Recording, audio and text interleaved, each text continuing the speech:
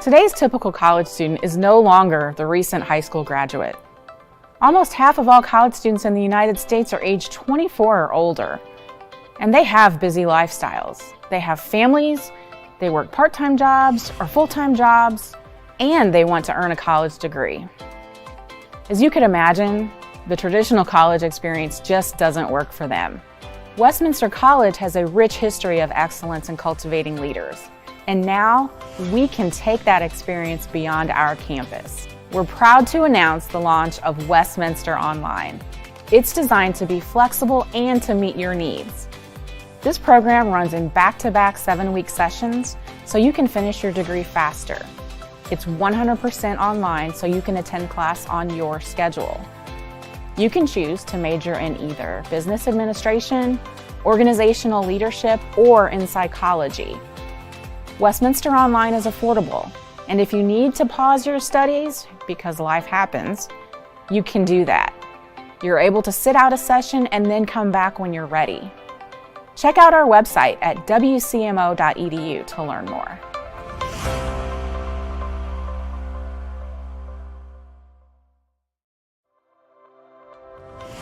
The way we consume digital media in our world is constantly changing. The way we learn about it needs to change at that same pace. At Westminster College, we're putting you at the forefront of this interdisciplinary research by letting you experience firsthand some of these changes so you'll be better prepared to create it yourself when you leave our campus. In our labs, you'll experience cutting-edge technologies that will prepare you for a career in whichever sector of digital media that you're comfortable.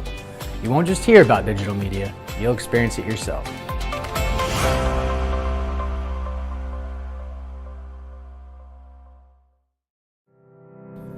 Museum Studies at Westminster is a program where students create and curate exhibitions, design programs, ask challenging questions, and above all, blend history, heritage, and culture in a way that informs and inspires. We invite you to join us at Westminster and be a part of history in a way that not only preserves the past, but through the power of museums, helps to build a better future.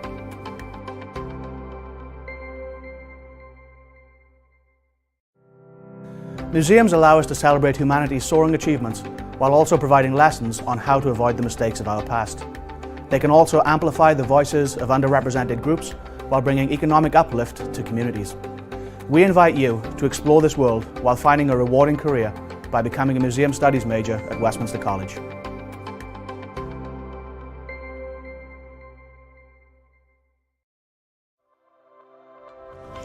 Financial planning is one of those careers that rewards you with your own professional accomplishment as well as a deep mental satisfaction from helping your clients directly. For example, as a financial planning professional, you'll help your clients in developing such personal financial plans as estate planning and retirement planning. Our curriculum also aligns well with the CFP Board's learning outcomes. Here at Westminster, you can also pursue a dual degree in financial planning and finance to further your career.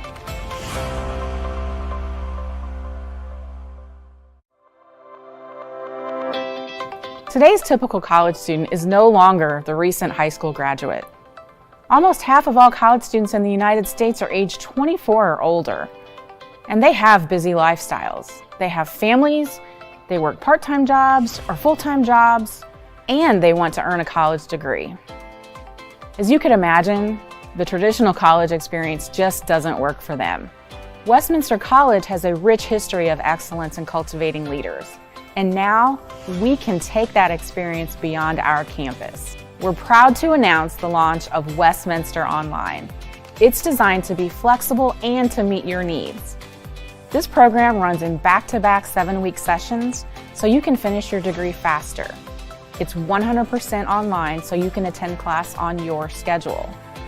You can choose to major in either business administration, organizational leadership, or in psychology. Westminster Online is affordable, and if you need to pause your studies because life happens, you can do that. You're able to sit out a session and then come back when you're ready. Check out our website at wcmo.edu to learn more.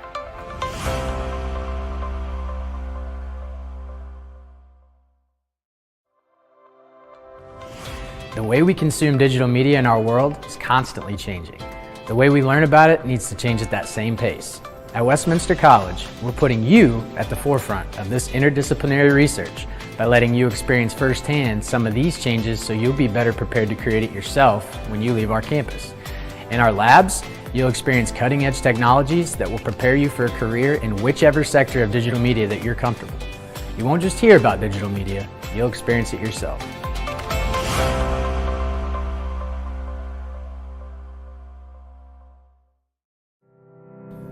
Museum Studies at Westminster is a program where students create and curate exhibitions, design programs, ask challenging questions, and above all, blend history, heritage, and culture in a way that informs and inspires. We invite you to join us at Westminster and be a part of history in a way that not only preserves the past, but through the power of museums, helps to build a better future.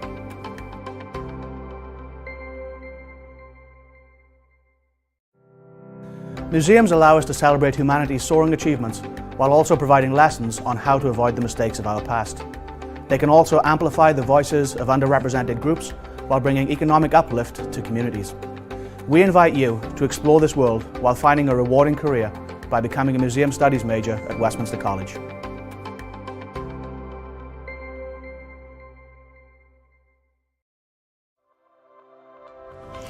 Financial planning is one of those careers that rewards you with your own professional accomplishment as well as a deep mental satisfaction from helping your clients directly. For example, as a financial planning professional, you'll help your clients in developing such personal financial plans as estate planning and retirement planning. Our curriculum also aligns well with the CFP Board's learning outcomes. Here at Westminster, you can also pursue a dual degree in financial planning and finance to further your career.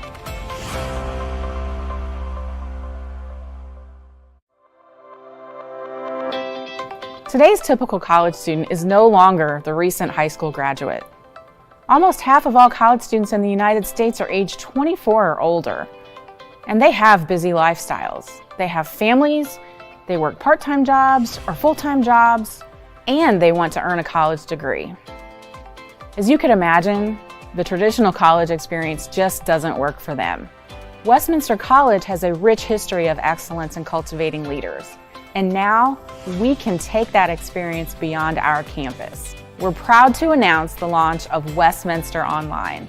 It's designed to be flexible and to meet your needs. This program runs in back-to-back 7-week sessions, so you can finish your degree faster.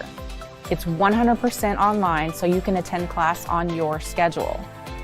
You can choose to major in either business administration, organizational leadership, or in psychology. Westminster Online is affordable, and if you need to pause your studies, because life happens, you can do that. You're able to sit out a session and then come back when you're ready. Check out our website at wcmo.edu to learn more.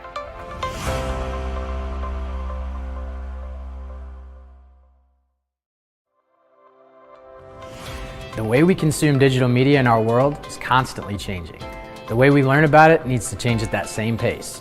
At Westminster College, we're putting you at the forefront of this interdisciplinary research by letting you experience firsthand some of these changes so you'll be better prepared to create it yourself when you leave our campus. In our labs, you'll experience cutting-edge technologies that will prepare you for a career in whichever sector of digital media that you're comfortable. You won't just hear about digital media, you'll experience it yourself.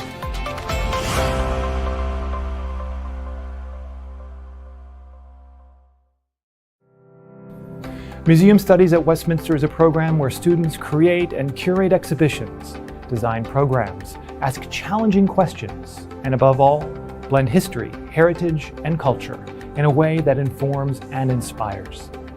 We invite you to join us at Westminster and be a part of history in a way that not only preserves the past, but through the power of museums, helps to build a better future.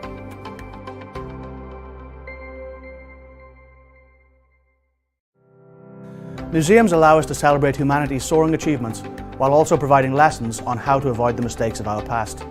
They can also amplify the voices of underrepresented groups while bringing economic uplift to communities.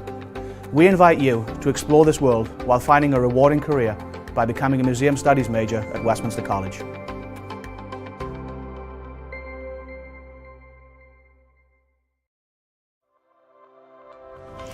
Financial planning is one of those careers that rewards you with your own professional accomplishment as well as a deep mental satisfaction from helping your clients directly.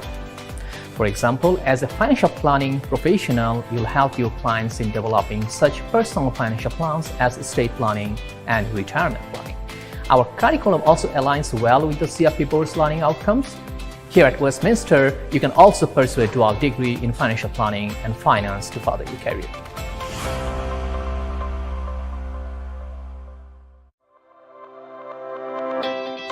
Today's typical college student is no longer the recent high school graduate.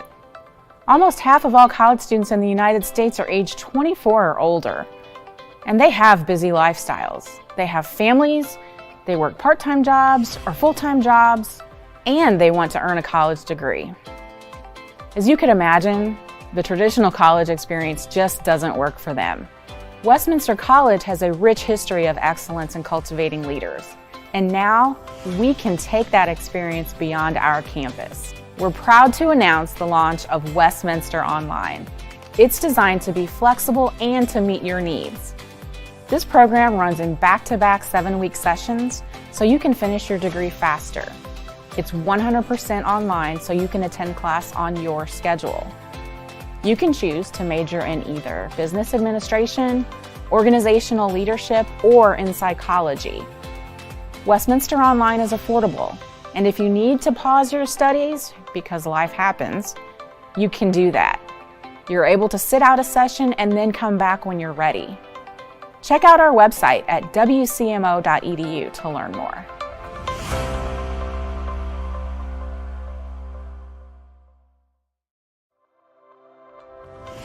The way we consume digital media in our world is constantly changing. The way we learn about it needs to change at that same pace.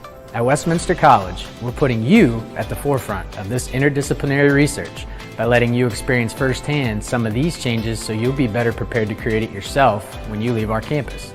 In our labs, you'll experience cutting-edge technologies that will prepare you for a career in whichever sector of digital media that you're comfortable. You won't just hear about digital media, you'll experience it yourself.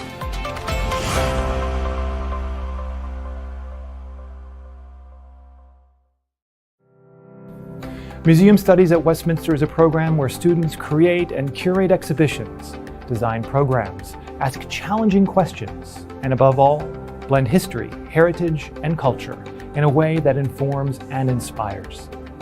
We invite you to join us at Westminster and be a part of history in a way that not only preserves the past, but through the power of museums, helps to build a better future.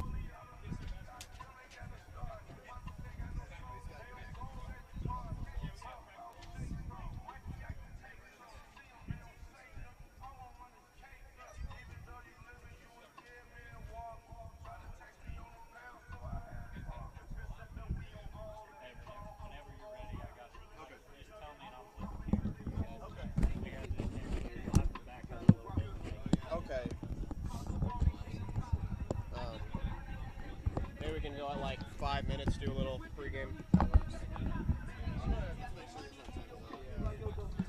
We need to turn you off because you're just so much quieter on the broadcast.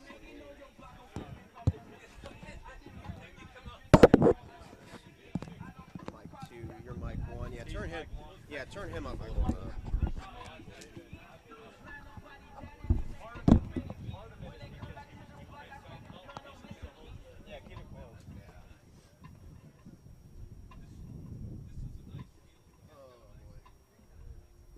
Weather's warm today. Tearing down the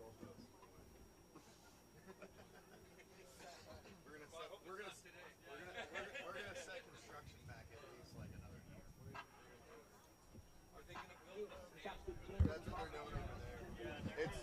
It's that poster that's on the fence over there. That's what it's supposed to look like. There'll be 1,500 seats, and they're not going to allow people to sit over here. Everybody's got to sit over there. I'm an old man. I can't. What did you say? It's going to be 1,500 seats, and they're going to make everybody sit over there. That'll be nice. That'll really be nice. They have some, down in there right now. Are you a fisherman? Are you a fisherman?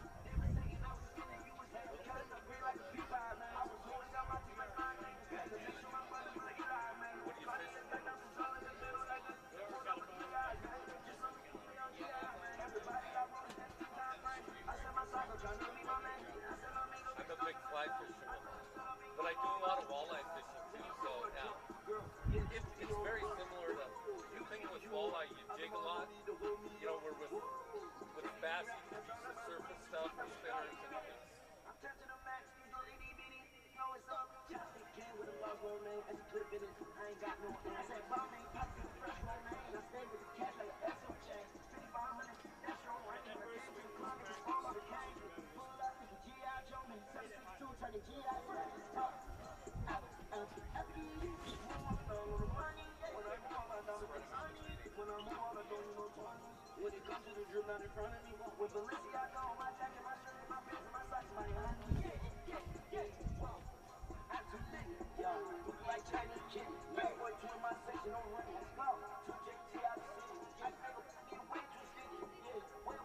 Millsy. Stop.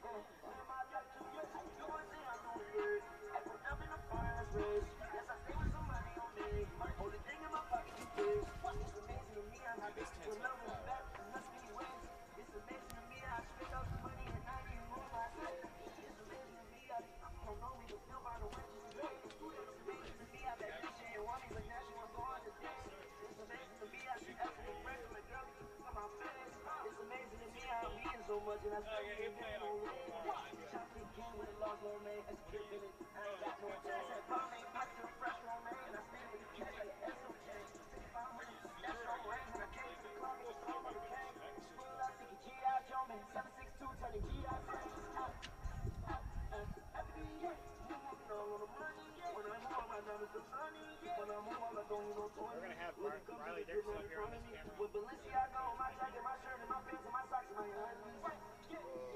should have live sound. It'd be weird, so I'll have to wait. Yeah, we'll be doing. I'll bring. It says everything's working, but it's not giving me the file. I know. Work fine for every other sport. are you guys having the Westminster going to be up here too? They might be over here, maybe. There's going to be one over there.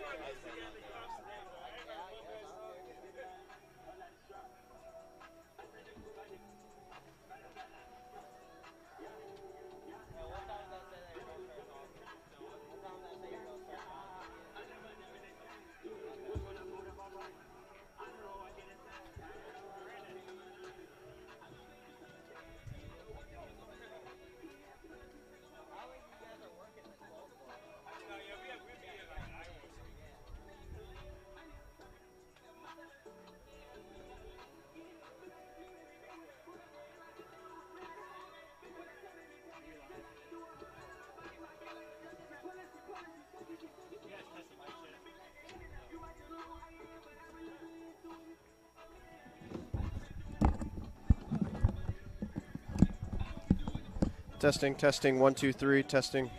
Testing, 1, 2, 3, testing.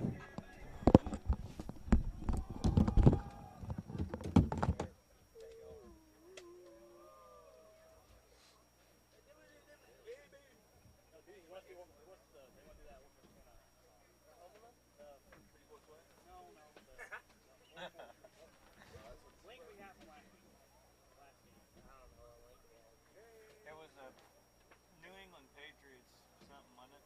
Yeah, it was like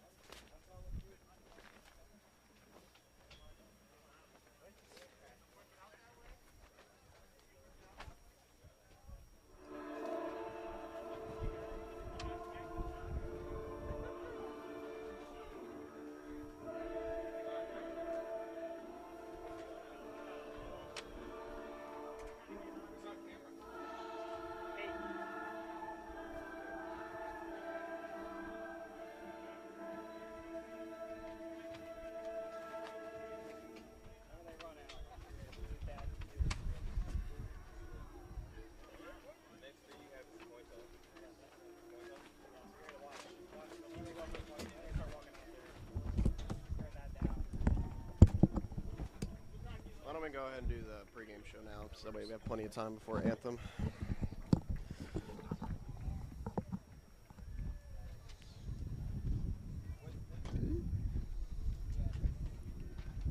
All right. We're good?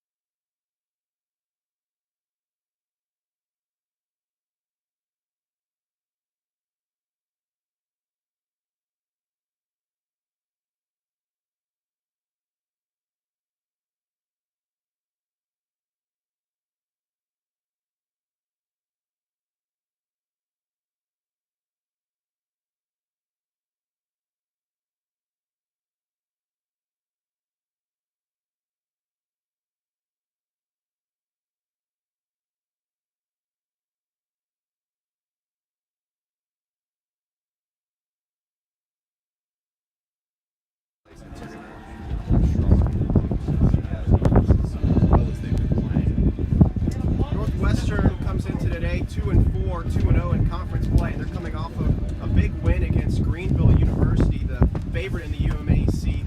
Northwestern is a talented football team, and what can they do to move the football and get off to a good start today? Attack where those injuries are lying in the secondary and linebackers. You got to attack those injuries, attack those weak spots, maybe get inside those young guys' heads that are stepping up into a big role for Westminster. We are going to go to break, and then we'll come back with opening kickoff from Fulton, Missouri.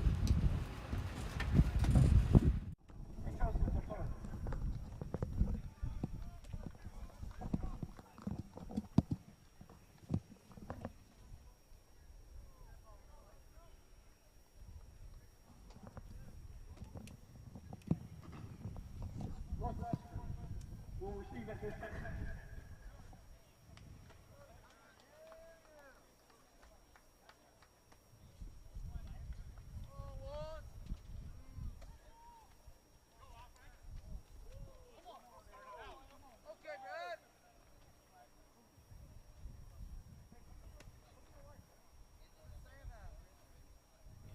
Cast on his left arm. Their starting quarterback. Oh, he does. Shoot. He's 15 to record. He's their linebacker. Who's their back? Let's watch for him. The quarterback. Nick Drinkin. He was actually starting quarterback last year for them. Gotcha.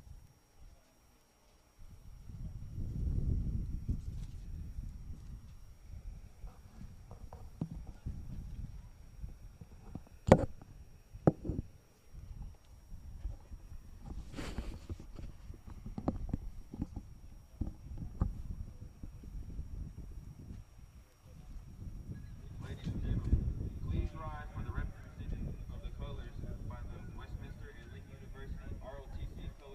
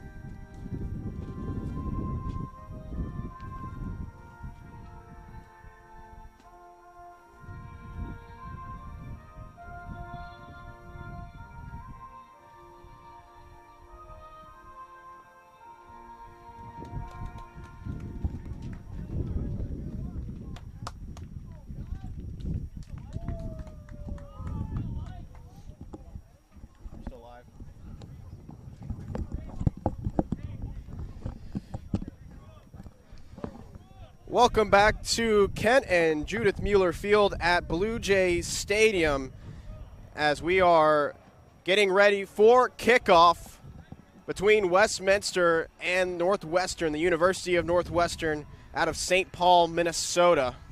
Making about an 8-hour drive south here to Fulton today. Mostly clear skies, 80 degrees, kind of strange weather for late October. But there is a lot of wind, about 15 miles per hour blowing north to south, so that's going to affect the kicks certainly. Northwestern will receive this opening kickoff. Bryson James back to receive along with Luke Malamisero. And Dawson Brandt will send us off moving left to right. Aaron Mosier with Hunter Mulholland with you today. Blue Jays in their customary all powder blue home uniforms, Northwestern in their road whites.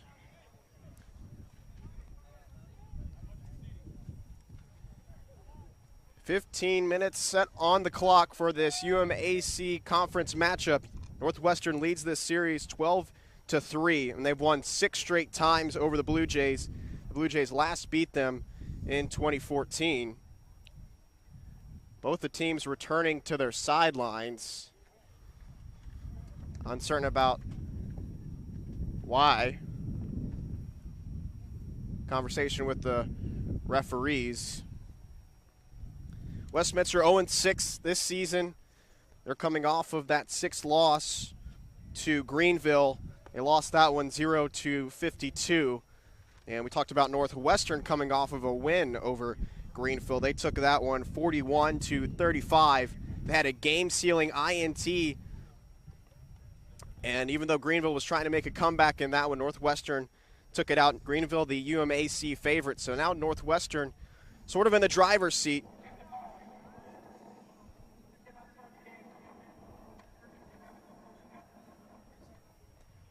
And it appears we cannot start the game. The announcement coming from the referee because we are waiting on an emergency vehicle for player safety just in case there is a major injury and somebody has to be taken away with the ambulance. So the ambulance is not here. This is the first. There is always something new. Something new every time we play football here this season. Weird things happen in Fulton, Missouri, man. I don't know what it is. It's either ridiculously windy, it starts out cold, gets stupid hot, the emergency vehicle doesn't show up, we've got ejections galore. I don't even know what to talk about anymore. Well, we'll take a break, and we'll come back when the ambulance shows up.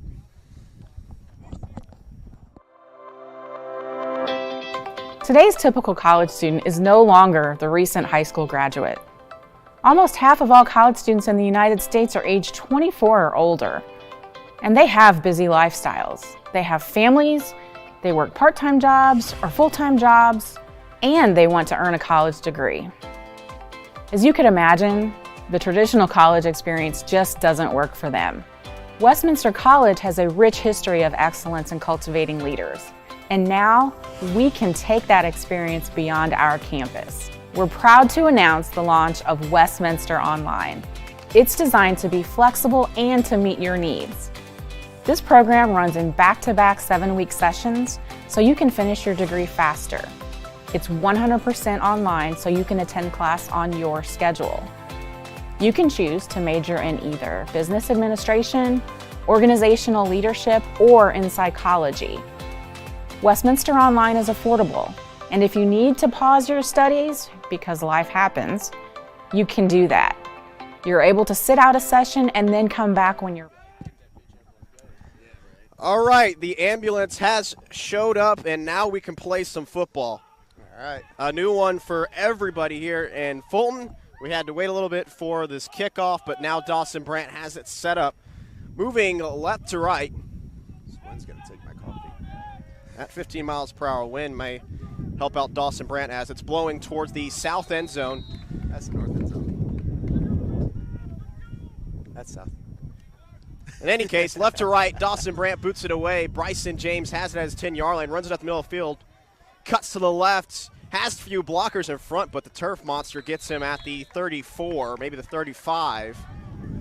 So Northwestern's offense comes out They are first in the UMAC in passing yards per game, 239 per game, and that's led by Caden Cantrell, the freshman quarterback out of Taylor, Arizona. 987 yards out of him this season, 7 touchdowns, 5 interceptions, a 61% completion percentage. He does have a cast on his left arm, but that's not his throwing hand, so maybe that won't affect him too much today. Jeremiah Staten to his right, and the throw is out to Staten on the far side, and he's brought down after getting back to the line of scrimmage at the 35 to bring up a 2nd down and 10.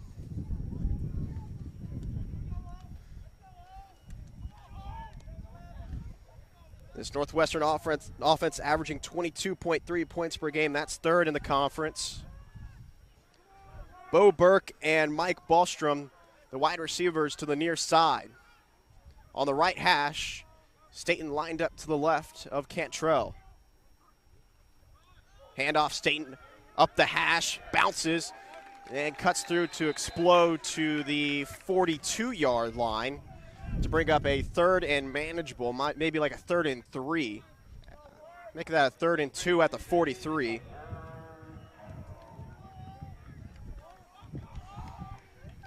Big time opportunity for Westminster to get a stop early in this game.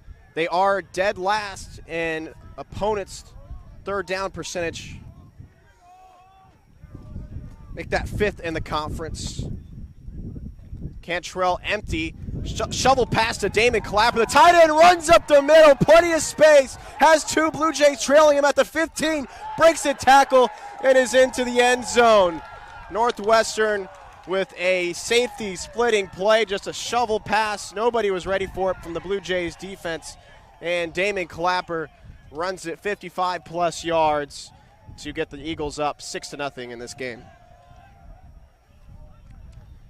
That's a big play. That is huge. To come out on a 3rd and 2, you're just looking usually to pick up that 1st down, keep the drive alive, to get a play that'll take you 55 yards down the field and into the end zone. That will be a momentum setter for this Northwestern offense. Cole Uplegger, the kicker, lines up for the extra point. Snap good, the hold good. The kick into the wind, flutters through the uprights. And into the soccer net. It's a goal. It's a twofer. Just 1 point, though, given on that extra point. And Northwestern leads 7-0, 13-31 left to go in this first quarter. So Northwestern takes just 3 plays, a minute and a half to go score the first touchdown of the game. And so Westminster doesn't exactly play well behind schedule, but that's exactly what they're going to have to do today. When we saw them succeeding against Minnesota Morris, they were moving the football down the field, taking a lot of time off the clock. If you can continue to do that today against Northwestern, then you can build momentum and take some of that away from them. That's a big play by them. They give you the ball back a minute and a half into the quarter. Well, now we've got 13:30 in the quarter to go drive the field and take as much time off the clock and put some points up on the board. We have seen the offense drain clock. The opening drive against Minnesota Morris in their last home game took over 10 minutes, so capable of this Westminster offense to run the football. End over end kickoff taken at the 10-yard line by Pitzenbarger. He bobbles it, now picks it up on the near hash, runs to the left and fumbles the ball. It's on the turf, and the Blue Jays can't fall on it. Comedy of errors right now for Westminster. Northwestern takes over inside the 20-yard line. This is a discombobulated football team and not exactly the start you wanted to get off to. That is unfortunate. That is something that we don't see a lot of on the kickoff team from Westminster, is turning the ball over that quickly.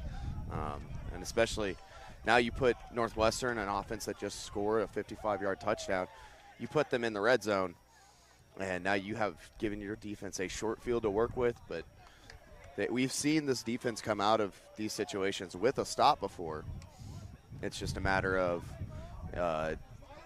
Northwestern not having that momentum, and right now all the momentum is in Northwestern's hands, and we are only a minute 40 into this game. Somewhat uncharacteristic out of Pitzenbarger. He's been fairly reliable this season.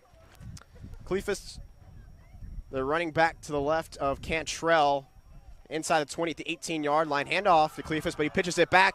A reverse sweep, and Bo Burke is brought down the backfield by Dawson Brandt.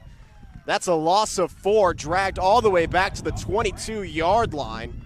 They try to reverse sweep, a little toss back to Bo Burke, and Dawson Brandt, the talented linebacker, all the way on it. Brings up a 2nd down and 14 from the 22-yard line. It was a great chase down. Realize the reverse play and just get on your horse and chug along and go take him down in the backfield. Clefsis, the running back to the left of Cantrell, drop back. Screen pass set up for him. He takes it, slips momentarily, and swims away from one tackle, but then is brought down at the 14-yard line. Helmet pops off of Devin Miller. He'll have to take a play off. 12:33 and ticking, with Northwestern having the football, leading 7-0 after the kickoff fumble by Pitsenbarger, recovered by the Eagles. Miller's replacement for this play is going to be Aiden Quinless, nose tackle from St. Louis, Missouri, to CBC High School. One of the new additions on this Blue Jay football team. 3rd down and 7 from the 19-yard line on the left hash. Motion from Bo Burke, left to right. Cantrell rolls right off the snap. Looks near side, and Damon Clapper runs into Robert Anthony, and the late penalty flag comes out from the near side judge. And a pass interference likely to be called on Robert Anthony. And I don't think that's pass interference. I mean, they're both looking at the ball. Man, and Westminster needed that. That is unfortunate for Westminster, because now they're going to be set up 1st and 10, but not very shy of a 1st and goal. At the 11-yard line on the near side hash. Clefs is still in the game to the left of Cantrell. 3 wide receivers, 1 tight end, 11 personnel. Cantrell takes the snap on the left hash, tries to get away from pressure, but is dragged down. Devin Miller returning, and they're calling for a fumble and a recovery, and they give it to him. What a play by the Westminster defense to bail out the Westminster special team unit. They get a fumble recovery. Cantrell sacked by Devin Miller. I couldn't see who made the recovery, but now Westminster's offense finally gets to take the field.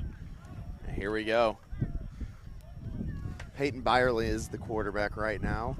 We've seen a plethora of quarterbacks come through here at Westminster this season. Started off with Bryce Westerfield, then Reese Davidson, and now back to Peyton Byerly. 11:48 left to go in the first quarter. Westminster with the football on the 15-yard line in the middle of the field.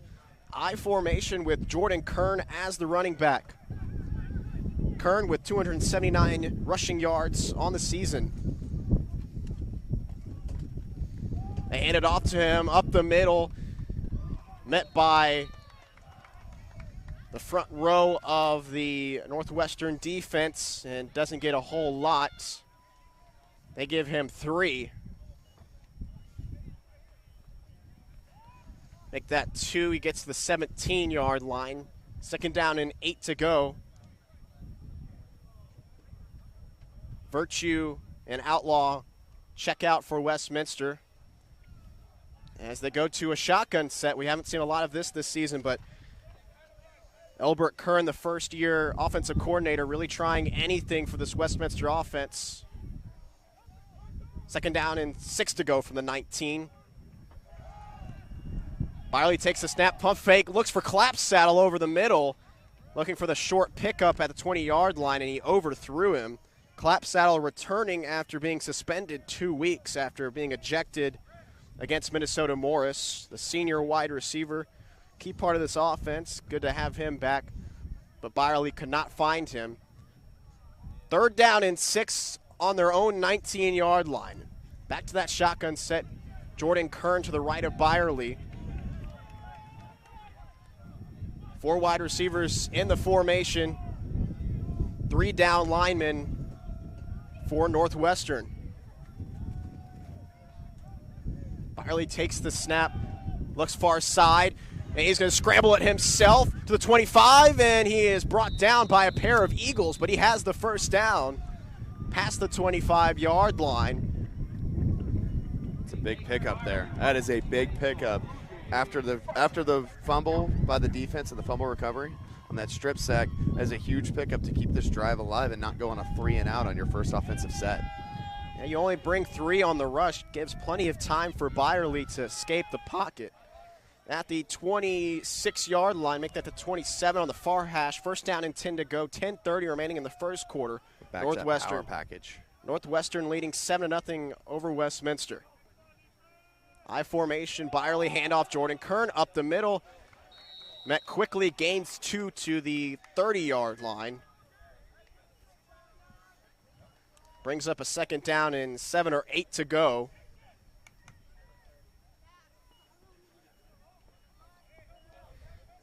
Again, we talked about that turmoil to start the season. Keegan Zeidbell was going to be the quarterback to start the year, blew out his knee in the second week of camp, and he was prepared to run the offense that Elbert Kern wanted. And that was after the coaching staff around John Welty all left the program a month before the season. So that has been a lot of what has led to this 0-6 start to the Westminster season. The Northwestern defensive line jumps off sides, but were they drawn by a false start as we await the call?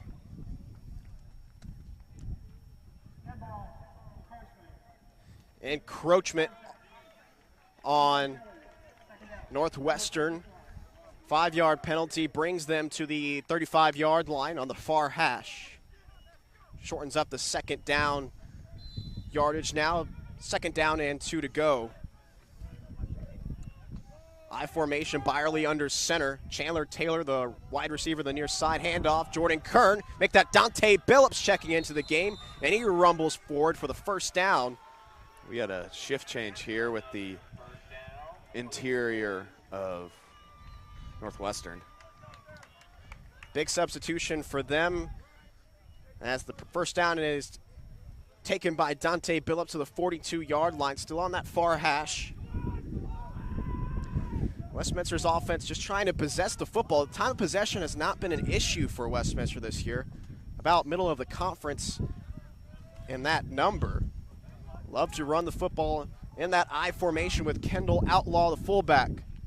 Byerly, handoff, Dante Billups off left tackle, bounces forward for a pickup of 5 or 6 to the 47-yard line to bring up about a second down and 5. This isn't a ultra stout Northwestern defense. They allow 220.5 opponent rushing yards per game. That's 5th in the conference.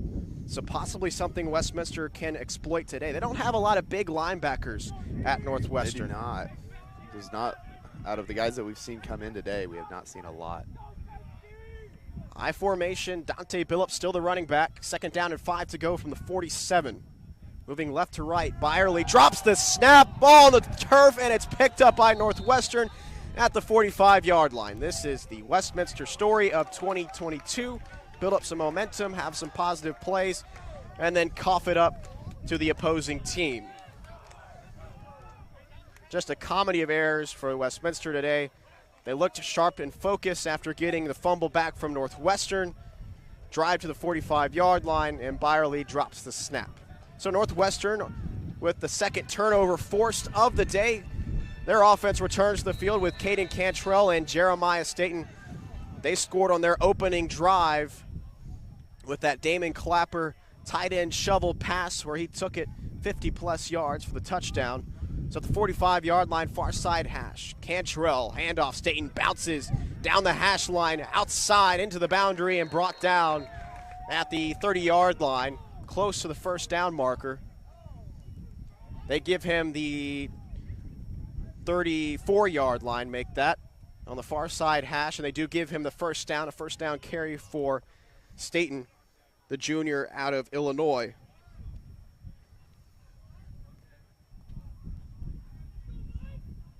James and Burke, the wide receivers to the near side, and this 11 personnel. Cantrell takes the snap, handoff on first down to Staten. He slips, almost had his knee hit the ground, and it did. It did. They mark him down at the 33-yard line. That's such an unfortunate rule in college football, is that if you slip and nobody touches you, you're down. It doesn't matter. That's definitely a rule change I think that I would agree with if they took that from the NFL. 33-yard line after a 1-yard pickup by Staten. He stands at 5'8", 190, 384 yards this season. 4 wide receivers, Bostrom, Burke, and Clapper to the near side. Throw by Cantrell to Clapper, and he's brought down at the 24-yard line. He's met by 3 Blue Jays. 2nd down and 9 play there, and a good pickup on 2nd down. He's down at the 22-yard line. They're going to give him the first. And they do give him the first down.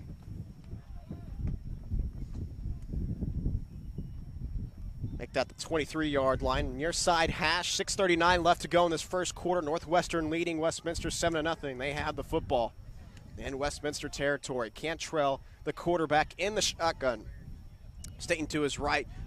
Staten gets the handoff and then is met by Garrett Berger. He makes the stop in the hole. After a 1 to 2 yard pickup, they give him 1 to the 22-yard line to bring up a 2nd down and 9. Berger and Miller are 2 big bodies up in the middle for Westminster, and when you meet both of them, it is a tough sight to see as a running back. Bunch formation with Clapper, Burke, and Bostrom, the wide receivers to the near side. Staten to the right of Cantrell. 2nd down and 9 to 22. Cantrell takes the snap, looks near side, finds Clapper, and he's brought down by Pitts and Barger at the 12-yard line. Not a lot of chunk plays from this Northwestern offense in terms of taking deep shots down the field.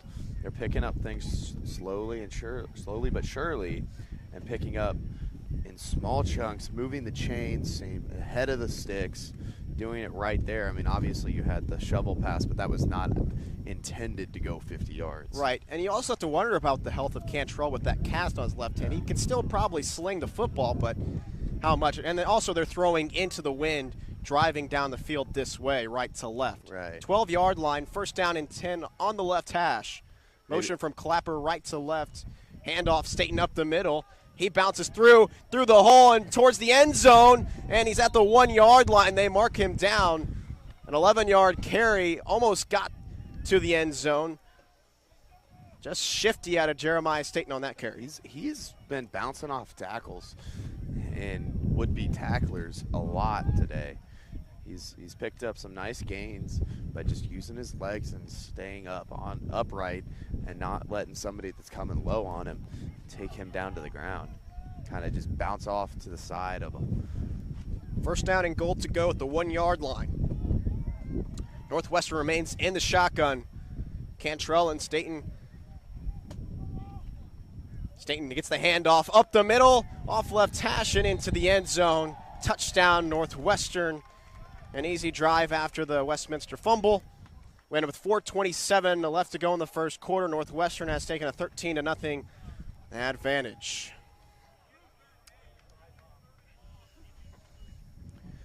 Here we go. They're going to kick another extra point.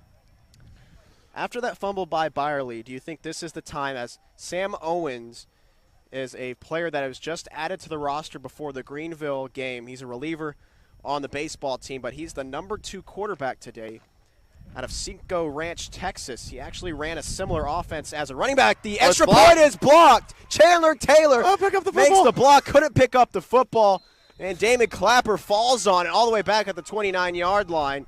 The yardage doesn't matter because the extra point is blocked, and a positive play out of Chandler Taylor. That's a good play there. The sophomore out of Kickapoo, 6'2", using that tall frame to get to that football. Thought he was going to run it back for a second. He had nobody in front of him. If he could have just handled that football, he was going to take that back for some Westminster points. What a funny score we would have if he had actually been able to do that. I'm still waiting. You know, we've seen everything here. We saw the last time we were here against Morris, we saw the index card. Today we saw the ambulance not being here at game time. Are we going to see a 1-point safety before the season ends? I would love to see it. That would be great. So Northwestern kicks off with Uplegger. 13-0, they lead. 4:27 left to go in the first quarter. Aaron Mosier with Hunter Mulholland with you today. It is a beautiful day for football, but Westminster's offense really just needs to find a way to keep the football. It's been 2 fumbles out of the Blue Jays in this first quarter. Lackadaisical out of them. A little squibber. And it dropped momentarily by Cole Yancey and then fallen on at the 24-yard line by Dante Billups. They give him the 25, so no harm nor no foul necessarily on that. That little squibber was just a ground ball immediately. It didn't. Plenty of space, and he's brought down finally rumbling towards the sideline at the 39-yard line. Aiden Campbell, that's his 5th reception of the season. The freshman has a big pickup on first down. A screen pass, and there wasn't a lot of Eagles defensively on that side. Good block set up by Dylan Clapsaddle as a wide receiver. And on the near side hash at the 39-yard line, first down with Jordan Kern in the backfield to the right of Peyton Byerly. Westminster driving with the football. 4:03 left to go in this first quarter. Northwestern leading the Blue Jays 13-0. Byerly takes a snap, handoff Jordan Kern, off left tackle, bouncing, has some space, rumbles ahead, and he's into Eagle territory. Bring him down at the 44-yard line. Jordan Kern, you have to credit him for sticking around this season. Taylor Dobbins left the team after having over 1,000 yards last season. Jordan Kern has become the feature back, and he's really had some positives coming into the day. 4.5 yards per carry. He has been a solid back for the Blue Jays this season. You've seen success with the Blue Jays in the past on the ground, and against a team like Northwestern who has struggled against the ground game. Byerly looks near side, finds Campbell. Campbell on that screen pass again, cuts through, and then is met at the 38-yard line. Brings up a 2nd down and 4 or 5. On the near side hash, they've gone to that screen pass a couple times to Campbell. They have had some time to practice. They had the bye week before taking on Greenville. And just trying to find some positive plays offensively. Shotgun with that same trips formation on the near side, one alone to the far side. Clapsaddle, Campbell to the near side wide receivers. Jordan Kern gets the handoff off left tackle. Same little zone run play, and he picks up the first down all the way to the 29-yard line. This Northwestern defense really has not looked too strong today. It's Westminster offensively, when they can hold on to that football, they are driving. As long as you play the game of controlling the football, controlling the rock, don't make mistakes. Win the turnover battle. Coaches say it all the time. We want to win the turnover battle. That is huge. If you win the turnover battle, a lot of times you can win the football game. Hunter King, the wide receiver, the near side, all alone. I formation with Clapsaddle, the wide receiver, the far side. Far side hash, 34-yard line, first down and 10. Blue Jays have the football, handoff. Dante Billups down to the 27-yard line.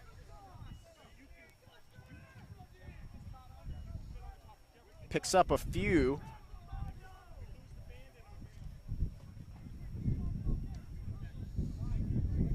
Second down and 8 to go. In the middle of the field, Westminster moving left to right in Eagles territory, trailing 13-0 with 1:35 left to go in this first quarter. I formation, Billups, the running back, Outlaw, the fullback. 4 rushers coming from Northwestern, 8 in the box. Dante Billups on the counter, a delayed handoff, and he's down at the 26-yard line. Not much on that pickup to bring up a 3rd down. 3rd down and 6 from the 26-yard line. Big opportunity for Westminster nearing the red zone. Again, just 4.3 points per game for them this season. Last in Division III football. See if they can get on the board here. Shutout for the second time this season against Greenville last week. Back to that shotgun. And the shotgun is false start. Byerly, false start on Westminster at a 3rd and 6, moving back. Eli Shaw is playing with a club on his hand as well. Moving back to the 31-yard line, far side hash, 3rd down and 11. Yeah, there's been a lot of injuries plaguing the Blue Jays. Jabin Shockley out, Cam Offerman out, David Fenton out, Demetrius O'Neill, the offensive lineman, injured earlier this season. But at least you do have Eli Shaw at center. We saw Garrett Berger in the last home game. He's no longer at center. He's playing left tackle. I don't think he can play. He's got a club on his left hand. I don't think they're wanting him. They've got 66 in there. 18 seconds and ticking in the first quarter. Shotgun snap. Byerly drops back to the 40-yard line. Throws over the middle. Too tall, and it's picked off by Brad Kalinsky at the 15-yard line. Brad Kalinsky, the senior out of Milwaukee, 2nd interception of the season, 2nd team All-UMAC defense last year, and the 3rd turnover for Westminster just in this first quarter with 10 minutes remaining. Northwestern takes over. You know there's got to be frustration there with the offense. It is. That's the second time Byerly has missed clap saddle wide open over the middle, too tall. It's been just bad today. There's no other way you can put it. 10 seconds remaining in the first quarter. Northwestern leading 13-0. They take the field with the football. 4 wide receivers. Cleefses, the running back, to the left of Cantrell. 15-yard line, 1st down. Penalty upcoming as they blow the whistle.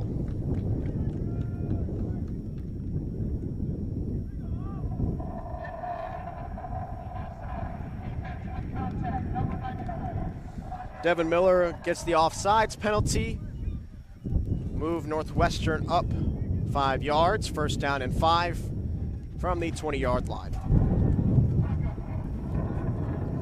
You can barely hear the referee as the wind gusts here today.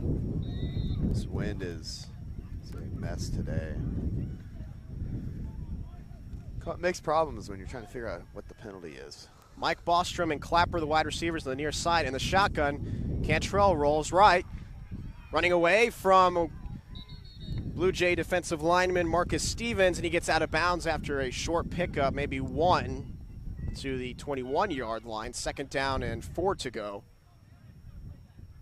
with 2.1 seconds remaining in the first quarter. There's Military Appreciation Weekend here at Westminster, as I suppose the clock was supposed to run, and so the time does elapse in the first quarter. Northwestern leading 13-0. We take a break and come back with the second quarter of action from Fulton. The way we consume digital media in our world is constantly changing. The way we learn about it needs to change at that same pace. At Westminster College, we're putting you at the forefront of this interdisciplinary research by letting you experience firsthand some of these changes so you'll be better prepared to create it yourself when you leave our campus. In our labs, you'll experience cutting-edge technologies that will prepare you for a career in whichever sector of digital media that you're comfortable. You won't just hear about digital media, you'll experience it yourself.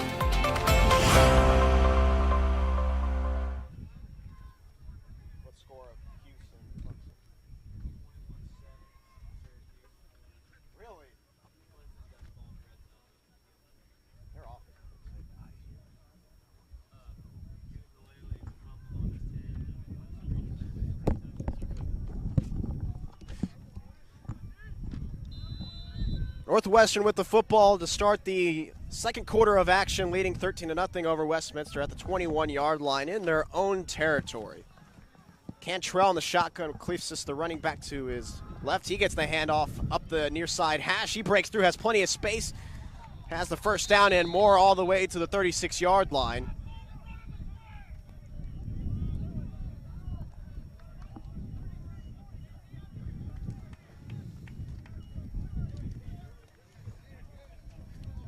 Fairly sparser crowd here at Kent and Judith Mueller's field as still awaiting press box to be built. Still that construction site on the far side of the field. We'll have a nice press box and stadium next season. Handoff, Cleefsus. First down carry, meets a few Blue Jays at the 42-yard line. Brought down at the 42. Miller running off the field again. Andrew Friend, the sophomore, comes back in for the Blue Jays. Northwestern moving left to right at the 42-yard line. Second down and 4 to go. The shotgun, Cantrell takes the snap, looks near side, rolls to his right. Friend chasing, and he gets met after a pickup of 1. Big time hit by Marcus Stevens on the quarterback. Right near the sideline at the 43. Brings up a third down.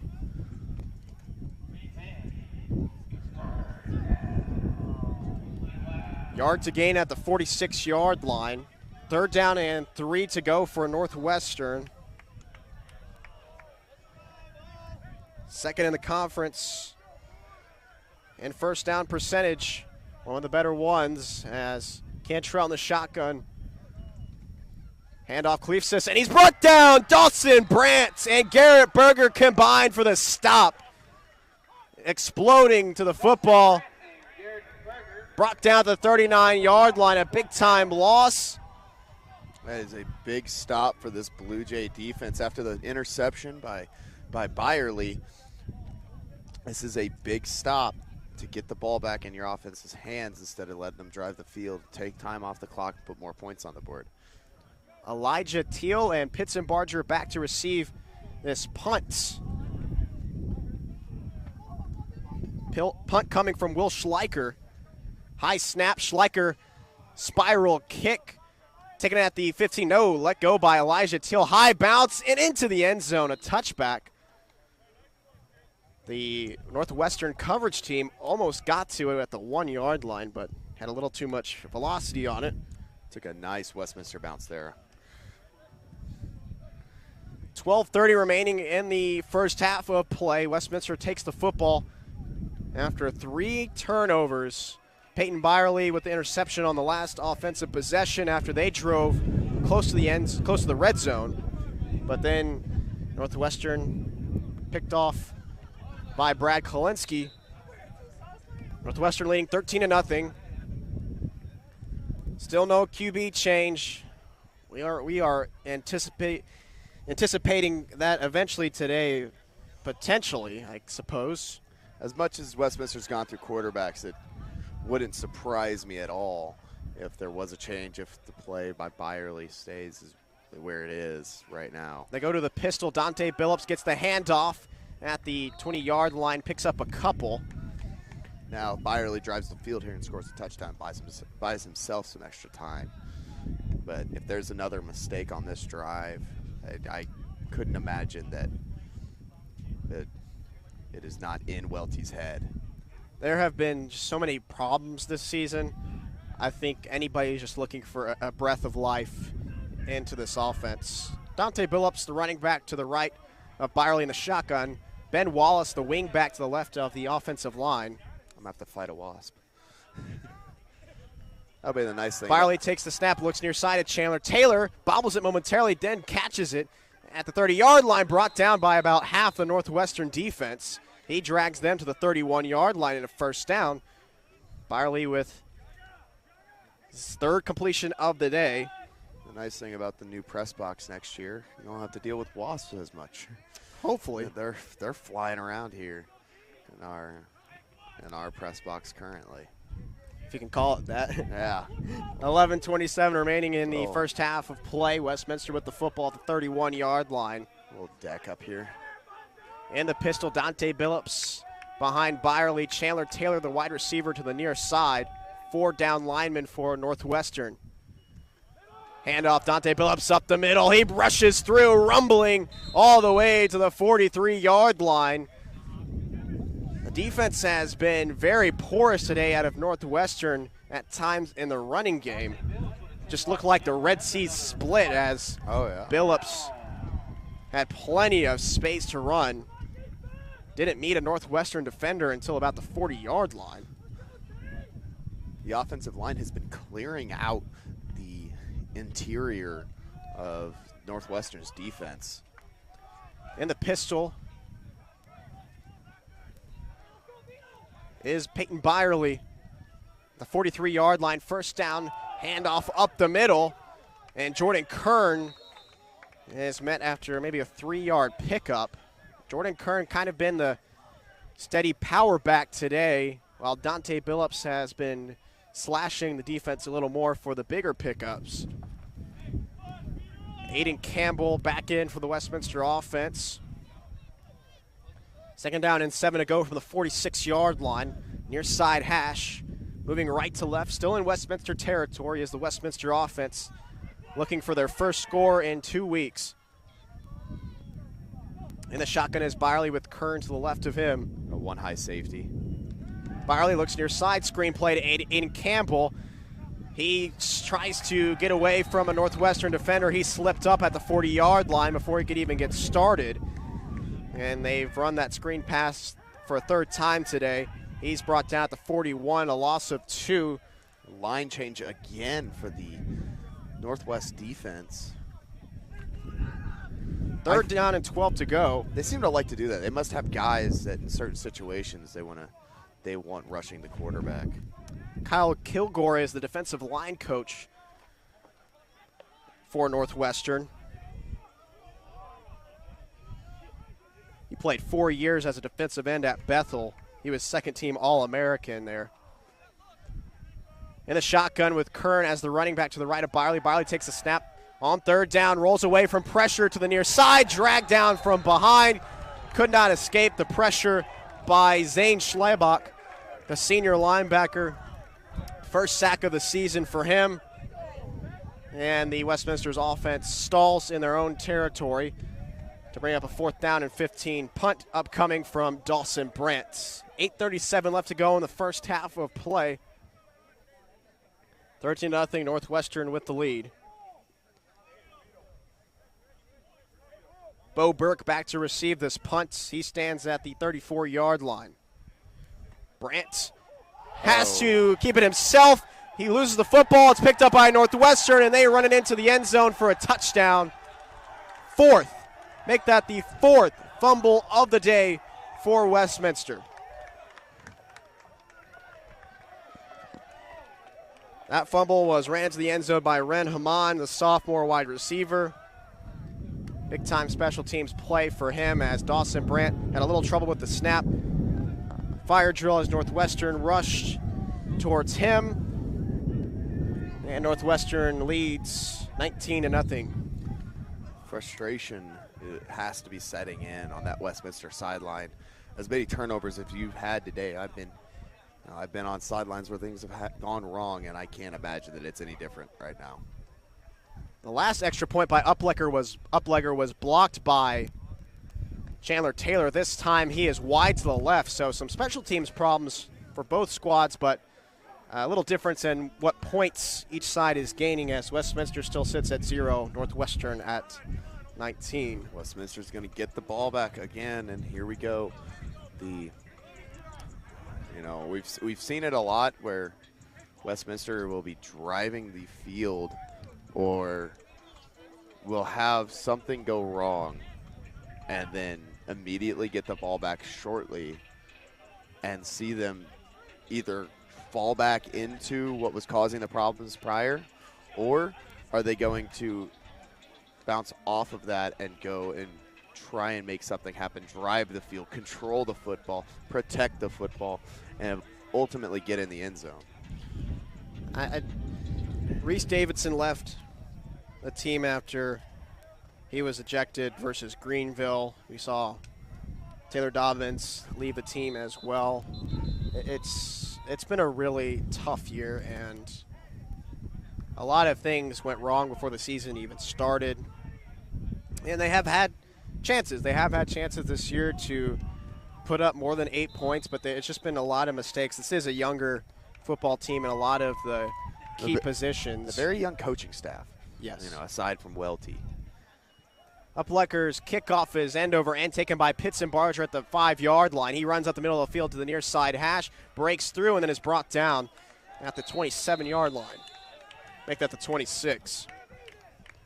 Still no QB change. 5 is in the huddle. Sam Owens did run a similar offense to what Westminster wants to run this season. Albert Kern, the new offensive coordinator, again coming in just a month before the season started. He came from Missouri Baptist. He spent 9 seasons there as the running back coach. Byerly in the shotgun. Jordan Kern to his right at the 25-yard line. This is an opportunity for anybody on the Westminster offense to really stand out. Just if you're looking for more playing time, this is an opportunity to get it. Jordan Kern stumbles in the backfield, and he lost a yard. Frustration. There's no other word for it. I mean, what else can go wrong? Everything that can go wrong this season for the Blue Jays has gone wrong. And, losing a guy that was a 1,000-yard rusher last year in Dobbins. And once he left the team, the quarterback situation, where they've played 3 different quarterbacks. They had an offense designed for one. He gets hurt 2 days into camp. 2nd down and 12 from the 24-yard line. Ben Wallace is the running back checking in to the left of Byerly. Byerly handoff. Ben Wallace has some space off right tackle, and that quickly is taken up by Northwestern defenders. Mark him down at the 27-yard line. Brings up a 3rd down and about 9.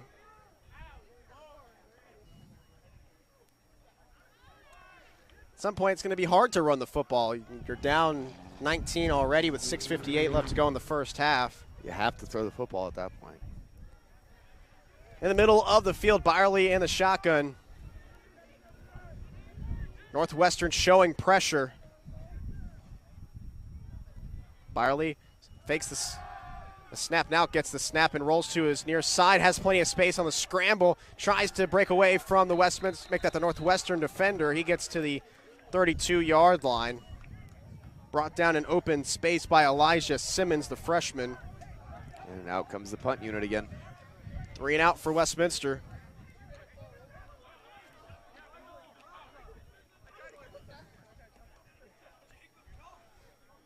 Dawson Brandt couldn't handle the snap the last time he tried to punt the football, had to try to keep it himself, fumbled it, and Northwestern returned it for a touchdown. Boberg standing at the 40-yard line to receive this kick. Brandt gets this punt away. Short one, end over end, takes a Westminster bounce into the hand of Bo Burke at the 40-yard line. He rushes forward at the 45, and then is met by Garrett Berger and pummeled out of bounds at the 48-yard line. They mark him at the 49 in their own territory. 5:48 left of the first half. Northwestern leading 19-0 as they take the field. Caden Cantrell, Jeremiah Staten. They haven't been on the field. The offense hasn't been on the field in a little minute. Mike Ballstrom, the wide receiver, alone to the near side. First down from the 49. Cantrell in the shotgun with Staten to his right. Fake handoff. Cantrell looks to the 40-yard line, complete to Ballstrom, sliding down. Mark him at the 41-yard line. Short slant to him. First down pickup, though.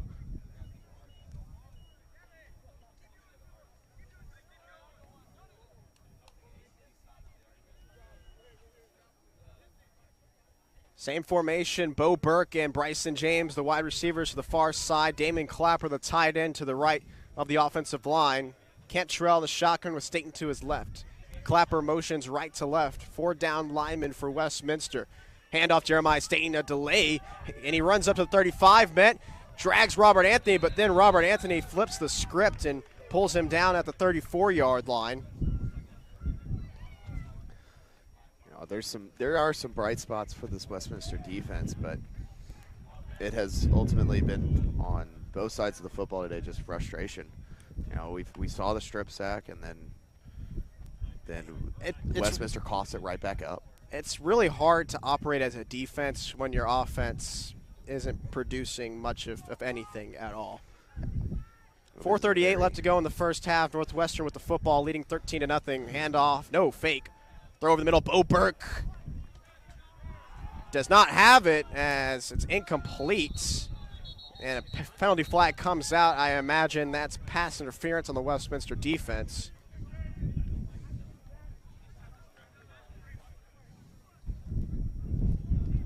Bo Burke, the sophomore out of Ogilvie, Minnesota.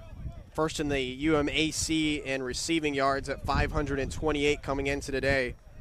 4 touchdowns for him. Last year he was first team all offense in the conference.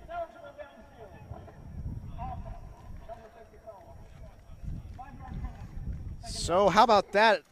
An eligible receiver downfield for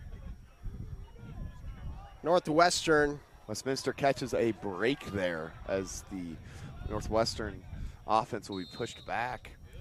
Jack Roberg, the freshman, the starting center, gets called for that penalty.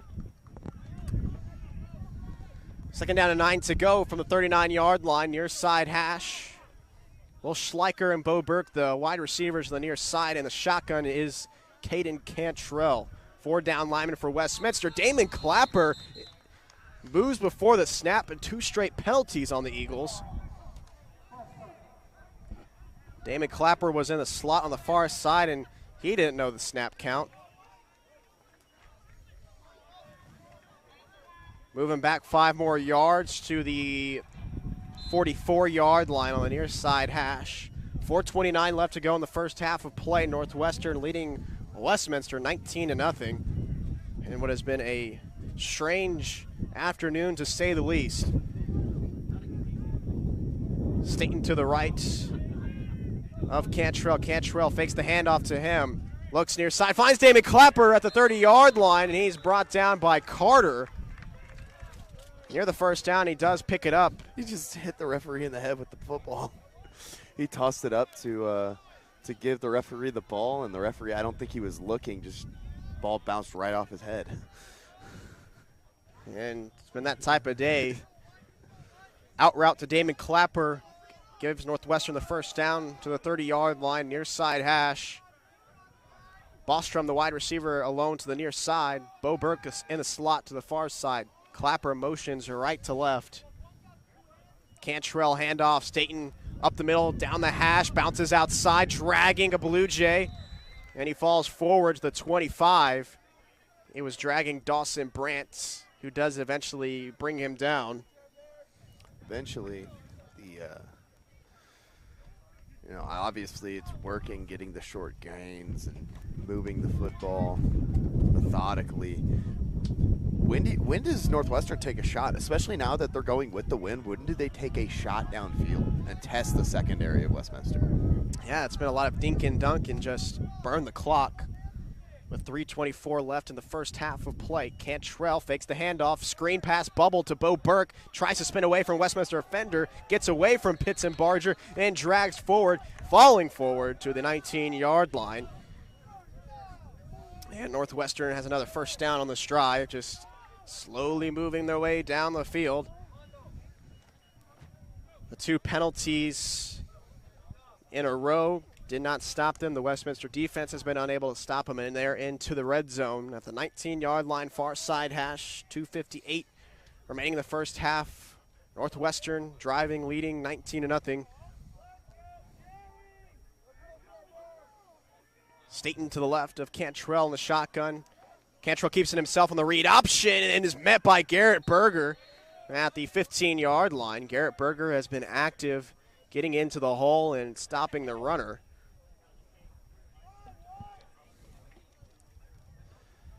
Brings up a 2nd down and 5 from the 15-yard line. Cantrell, a pickup of 4 on first down. Burke and Clapper, the wide receivers, the near side. Clapper in the slot. He motions, and now is the tight end to the right of the offensive line. Handoff to Satan up the middle. Doesn't have a lot, but is dragging forward. And he is met at the 11, make that the 10-yard line. This Westminster defensive line has been bullying the O-line, beating them. But the running backs for Northwestern have just been doing a great job of avoiding contact with the defensive linemen. 3rd down and 1. Westminster possibly being able to force a field goal attempt. Can this defense come up with something? And the shotgun is Cantrell. Clapper, the tight end. A fumble, as it was an errant transition, as it was a read option, and Staten may have held on to the football a little too long as the running back, Cantrell, drops it, and that will be a loss of 1. Make that 2. 4th down and 3 from the 13-yard line. Cole Uplegger, the special teams unit, comes out to attempt this field goal, about a 30-yarder. Uplegger 3 for 4 on the season. 35 is his long. Clapper is the holder. Time ticking down the first half of play. 49 seconds remaining. Northwestern looking for a 22-point lead. They let the play clock run out. Call timeout. Northwestern takes their first timeout of the half. With 41 seconds remaining, they lead 19-0. And maybe a field goal attempt upcoming, as we'll take a break with them.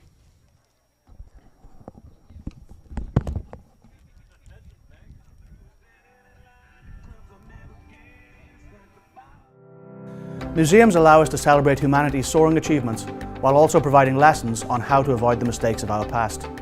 They can also amplify the voices of underrepresented groups while bringing economic uplift to communities. We invite you to explore this world while finding a rewarding career by becoming a Museum Studies major at Westminster College.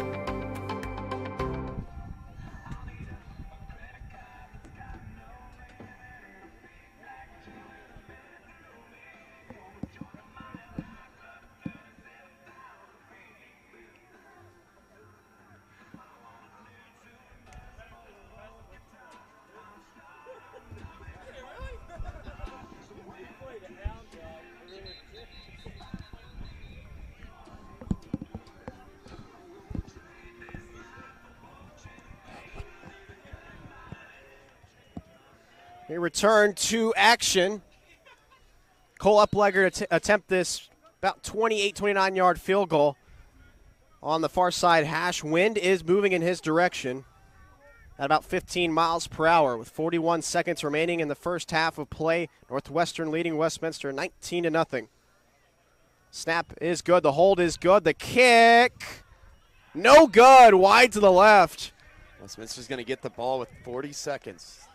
They have to take a shot down the field here. A lot of field to gain as that ball is placed on the 11-yard line, but it's been a struggle on the special teams units for both sides, as Uplegger has missed an extra point, had an extra point blocked, and now missed a field goal. With 38 seconds remaining, Westminster has the football.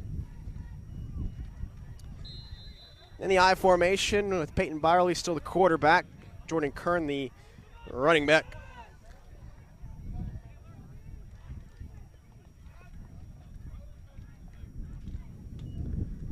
Hand off to Kern, off right tackle. He spins forward for a pickup of a few.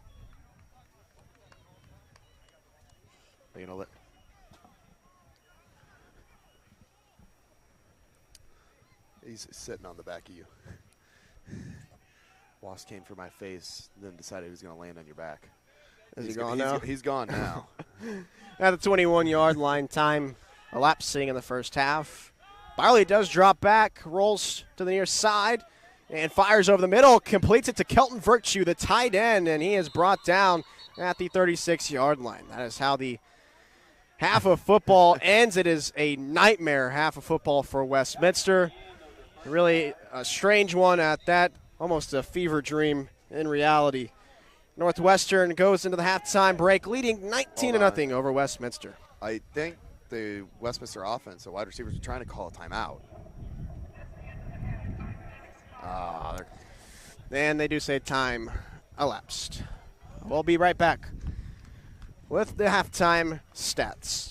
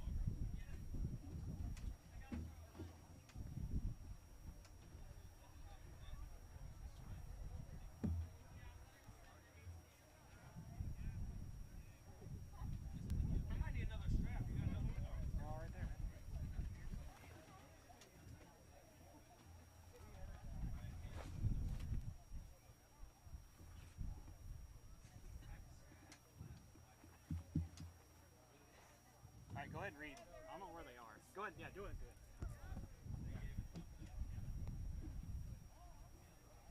Ladies and gentlemen, to begin today's military appreciation activities, we would like to recognize all alumni of Westminster's Army ROTC program, as well as any current or formerly serving military personnel. Please stand to be recognized. Thank you for your service.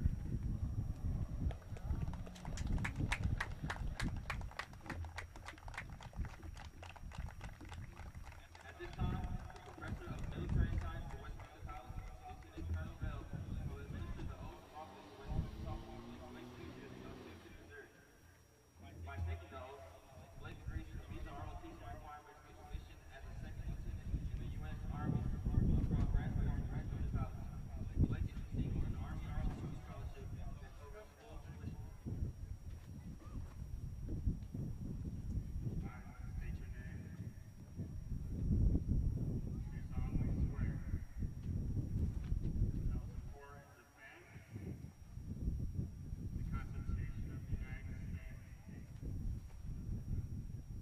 against all enemies, both foreign and domestic, that I will bear true faith and allegiance to the same, that I will well and faithfully discharge the duties of the office upon which I'm about to enter. So help me God.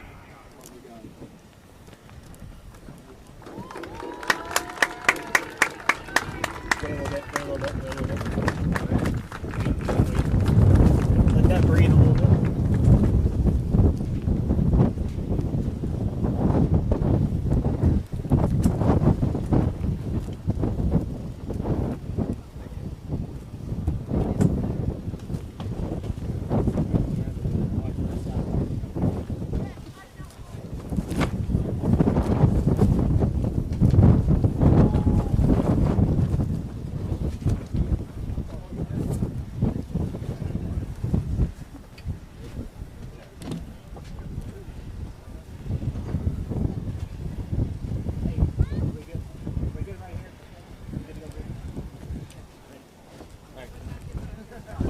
Wait till Don gets out here.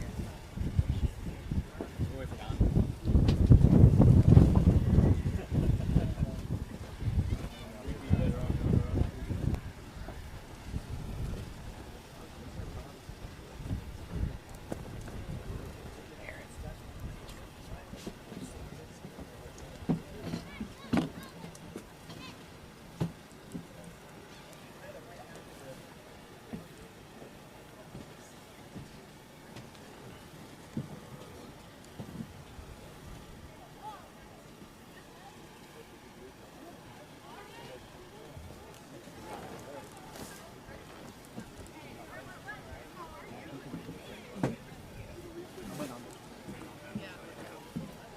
Just watching them? Or just hold it. Just keep moving. Okay, yeah. Good. Go ahead, Dex. Next, please welcome today's special guest for a very special representation. Kappa Alpha Chapter President Enrique Fuentes and members of the Alpha Eta Chapter, Kappa Alpha Chapter Advisor Al Jenkins, President Don Lovey and Mrs. Lorraine Lovey, Specialist Eric Jordan and his wife Stephanie, Nick Armendariz, Mobility Program Manager with the Independence Fund. Philanthropy is a key aspect of fraternity life. Nationally, Kappa Alpha One has focused on helping veterans through the Operation Care Initiative and, over the past 6 years, have raised and donated more than $500,000 to the Independence Fund to provide all-terrain track care and other wellness programs for veterans across the country. About a year ago, the Alpha Eta chapter at Westminster set a goal to raise $20,000 to purchase a tractor.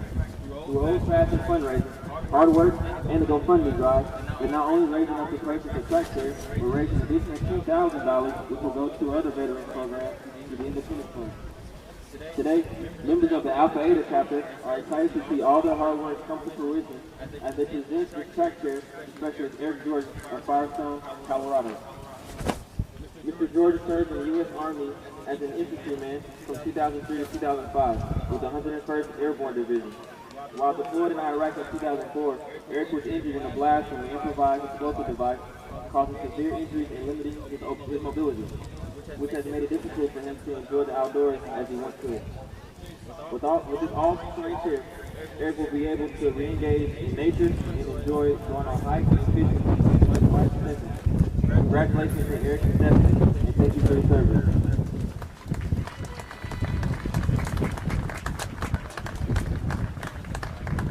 To the members of the Alpha Eta chapter, Westminster is very proud of you.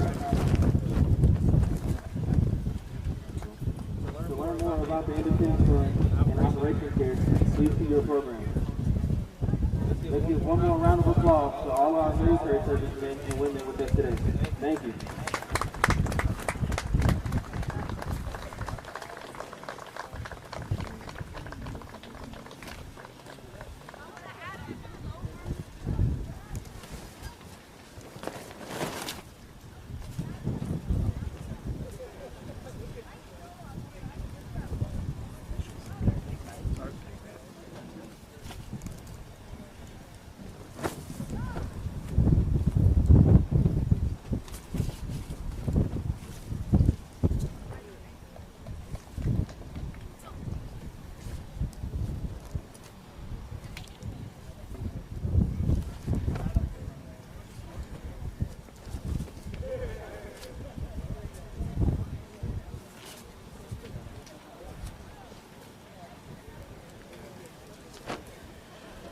A quick note, Westminster alumni veterans, ROTC students and families are invited to a post-game barbecue on the driveway by the football house. We hope you will stick around and join us after the game.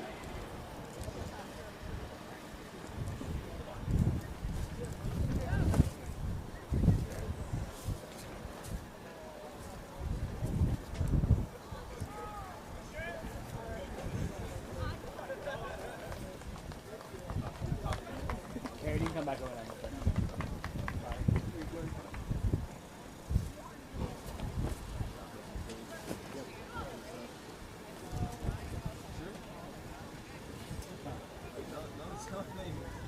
That's fine.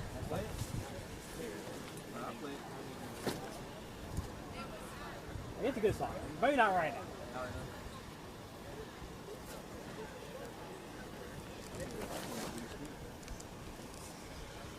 I get the fine song. Come on. Go with the sweet.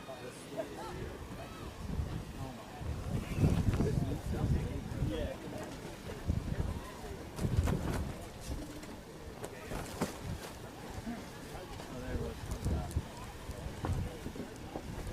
There you go, back.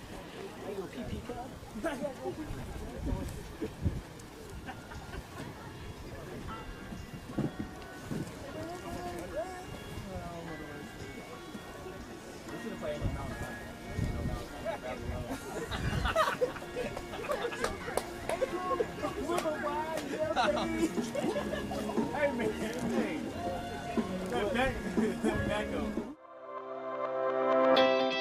Today's typical college student is no longer the recent high school graduate. Almost half of all college students in the United States are age 24 or older, and they have busy lifestyles. They have families, they work part-time jobs or full-time jobs, and they want to earn a college degree. As you could imagine, the traditional college experience just doesn't work for them. Westminster College has a rich history of excellence in cultivating leaders, and now we can take that experience beyond our campus. We're proud to announce the launch of Westminster Online. It's designed to be flexible and to meet your needs. This program runs in back-to-back 7-week sessions so you can finish your degree faster. It's 100% online so you can attend class on your schedule. You can choose to major in either business administration, organizational leadership, or in psychology. Westminster Online is affordable, and if you need to pause your studies because life happens, you can do that. You're able to sit out a session and then come back when you're ready. Check out our website at wcmo.edu to learn more.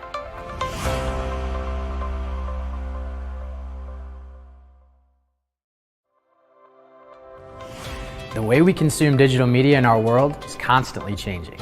The way we learn about it needs to change at that same pace. At Westminster College, we're putting you at the forefront of this interdisciplinary research by letting you experience firsthand some of these changes so you'll be better prepared to create it yourself when you leave our campus. In our labs, you'll experience cutting-edge technologies that will prepare you for a career in whichever sector of digital media that you're comfortable. You won't just hear about digital media, you'll experience it yourself.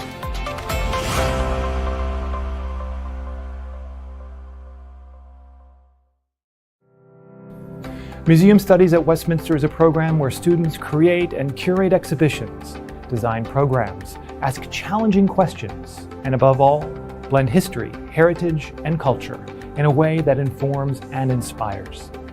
We invite you to join us at Westminster and be a part of history in a way that not only preserves the past, but through the power of museums, helps to build a better future.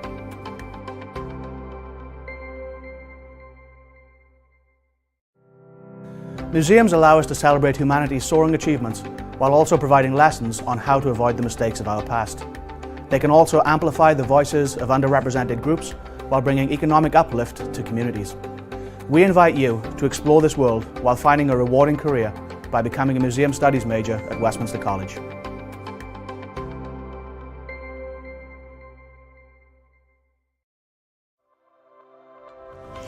Financial planning is one of those careers that rewards you with your own professional accomplishment as well as a deep mental satisfaction from helping your clients directly. For example, as a financial planning professional, you'll help your clients in developing such personal financial plans as estate planning and retirement planning. Our curriculum also aligns well with the CFP Board's learning outcomes. Here at Westminster, you can also pursue a dual degree in financial planning and finance to further your career.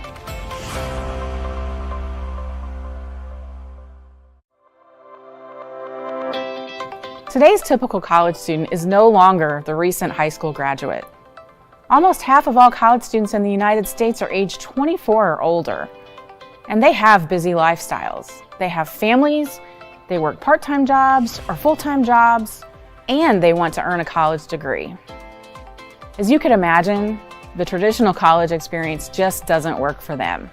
Westminster College has a rich history of excellence in cultivating leaders, and now we can take that experience beyond our campus. We're proud to announce the launch of Westminster Online.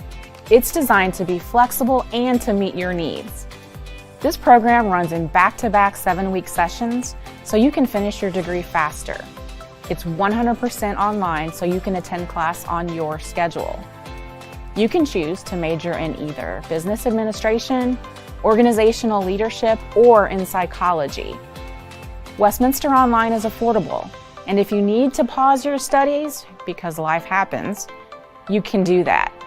You're able to sit out a session and then come back when you're ready. Check out our website at wcmo.edu to learn more.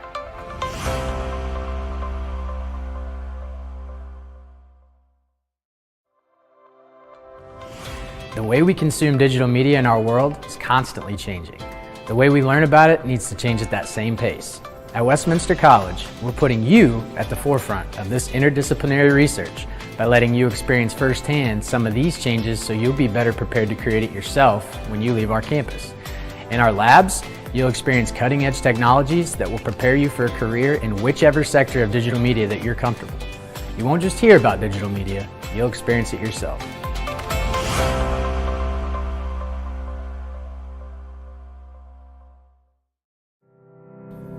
Museum Studies at Westminster is a program where students create and curate exhibitions, design programs, ask challenging questions, and above all, blend history, heritage, and culture in a way that informs and inspires. We invite you to join us at Westminster and be a part of history in a way that not only preserves the past, but through the power of museums, helps to build a better future.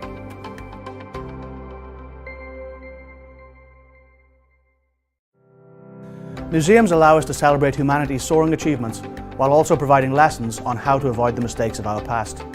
They can also amplify the voices of underrepresented groups while bringing economic uplift to communities. We invite you to explore this world while finding a rewarding career by becoming a Museum Studies major at Westminster College.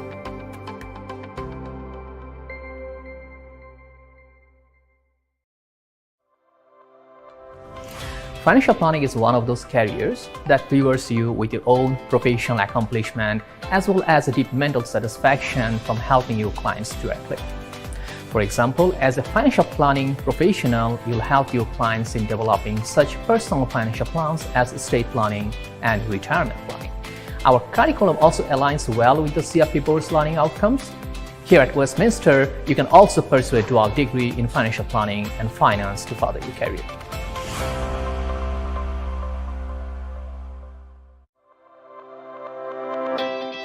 Today's typical college student is no longer the recent high school graduate.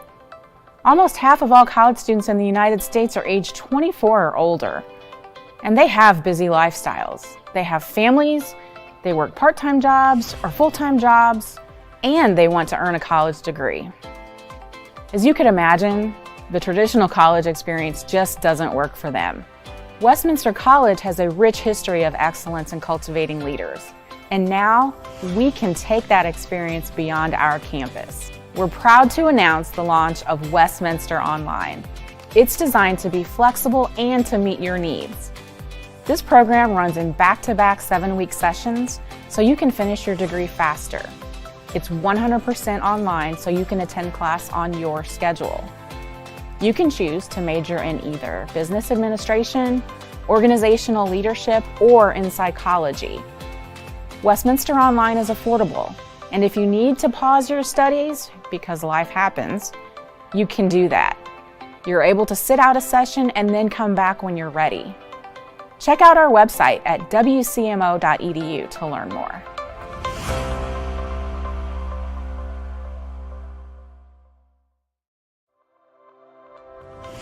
The way we consumed it.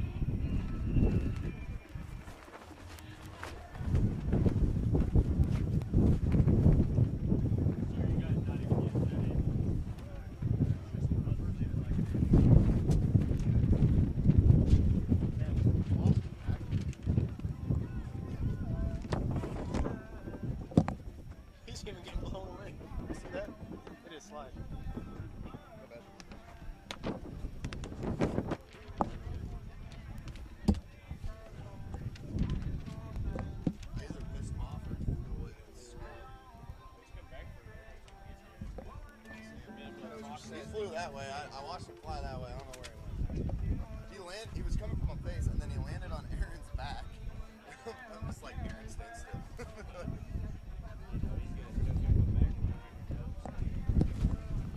I've only been stung by a wasp.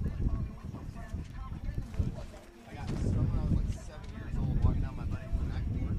Stung right on the kneecap. Are we live? Welcome back to Fulton, Missouri for the second half of play between Northwestern and Westminster. Aaron Mosier with Hunter Mulholland with you today. Wind has picked up a lot. It's blowing at about 20 miles per hour now. Still mostly clear skies. As we take a quick look at the halftime stats, the big picture is Westminster has turned the football over 4 times, three fumbles and an interception thrown by Peyton Byerly. 4 turnovers really cost them, as Northwestern was able to capitalize for a couple of touchdowns on those. Northwestern hasn't done anything too special on offense outside of the Damon Clapper shovel pass that he took 50-plus yards, 57 yards for a touchdown in the first minute and a half of the football game. And Westminster does get the football to start the second half of play. You know, for as much as that first half was a nightmare, how much turmoil there is in the locker room, they still only trail by 19. You know, it's a winnable football game for Westminster. You just have to shore up on defense. We've seen the defense been playing well today. And the big thing is limiting the turnovers that have been plaguing the offense. And it has been plaguing the offense all game long. And if you can control, as Westminster, if you can control the football and limit those turnovers, especially here in the second half when it's crunch time, you will see a large difference in this game and make it a very tight, contested ball game. Uplegger sends us off to start the second half. That 20-mile-per-hour wind helps him out on that left-to-right kickoff as it bounces through the end zone for a touchback. That was a hard kick with the aid of the wind, and so Westminster's offense returns to the field after having some success offensively, but the fumbles have cost them. The turnovers have been an awful part of the game for them today. Peyton Byerly does return here in the second half as the quarterback. A fumble and interception for him in that first half, as the 25-yard line is where the Westminster Blue Jays sit, moving right to left in their own territory. To start this second half, Jordan Kern to the right of Byerly, Chandler Taylor alone to the near side.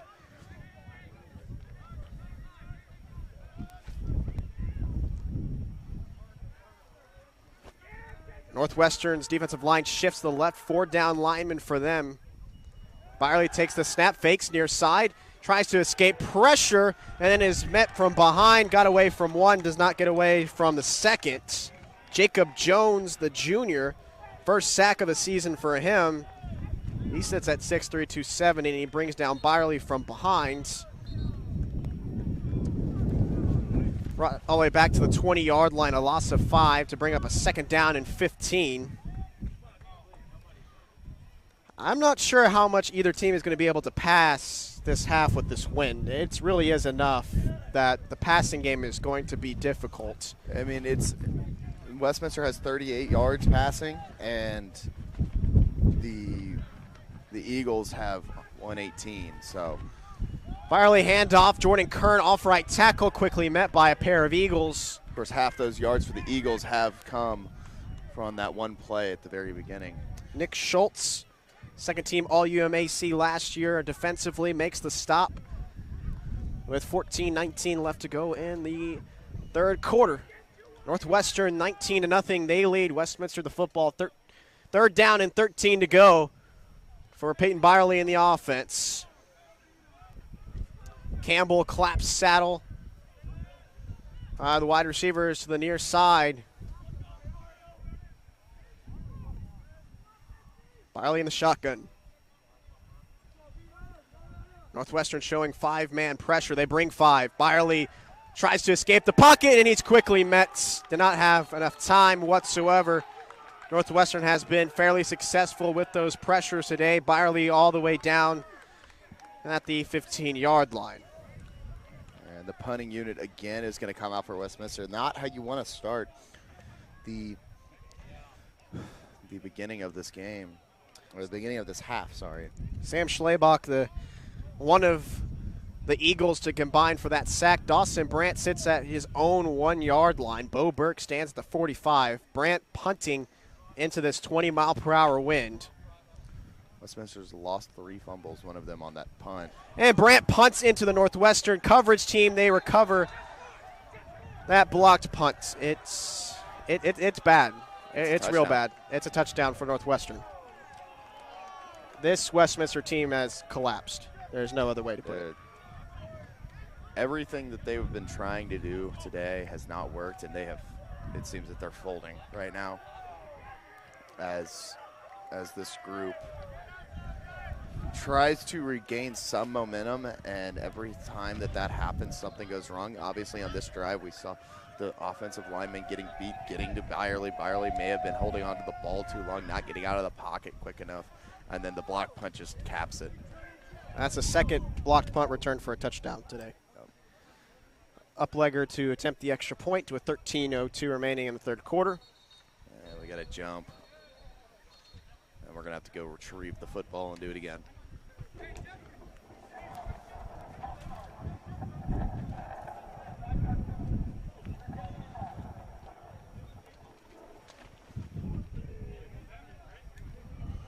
Northwestern with the lead, 26-0. Now, Uplegger has had trouble with the extra points today. He does kick with the win now. He's missed one extra point, missed a field goal, and had an extra point blocked. Damon Clapper to hold.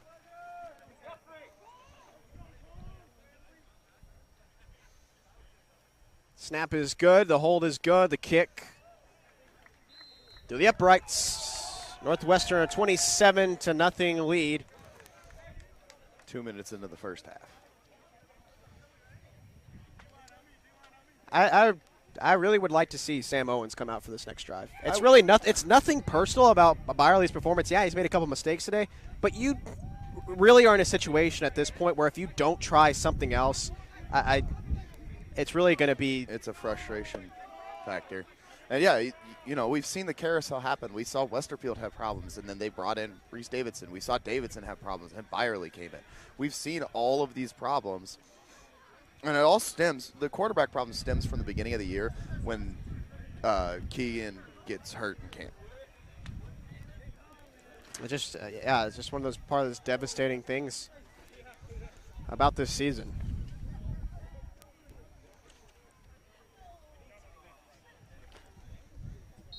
Left to right, Uplegger kicks.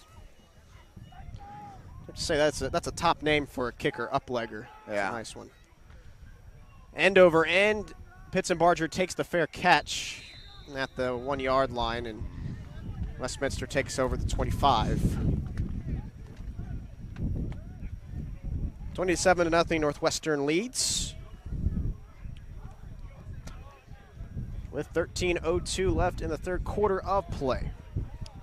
We thank you for tuning in today as we had the military appreciation festivities at halftime. Number 5 is still going to come out. Byerly stays in.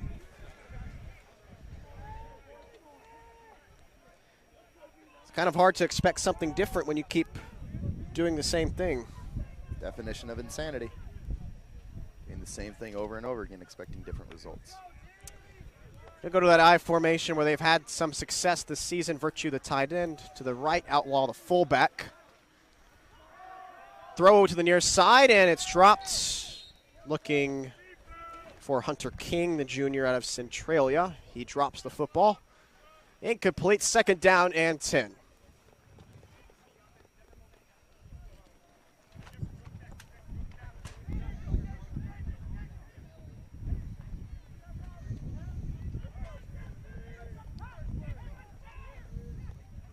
From the 25-yard line, I formation.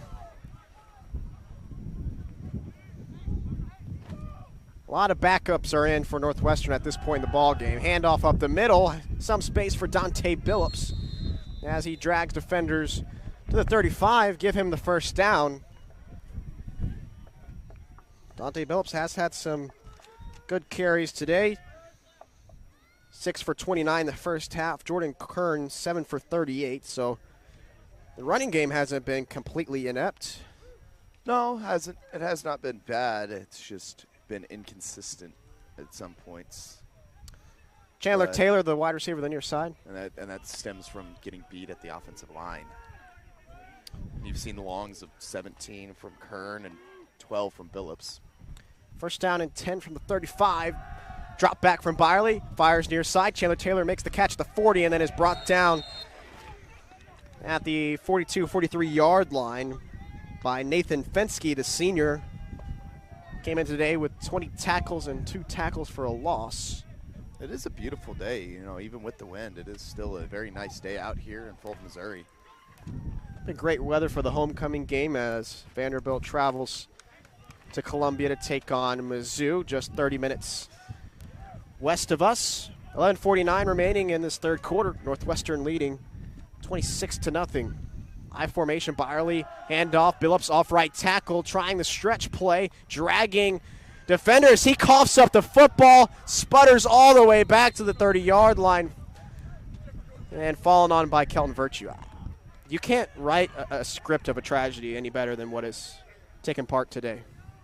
It is a very frustrating game here. You know, that's the 4th fumble. That's the first one that they haven't lost.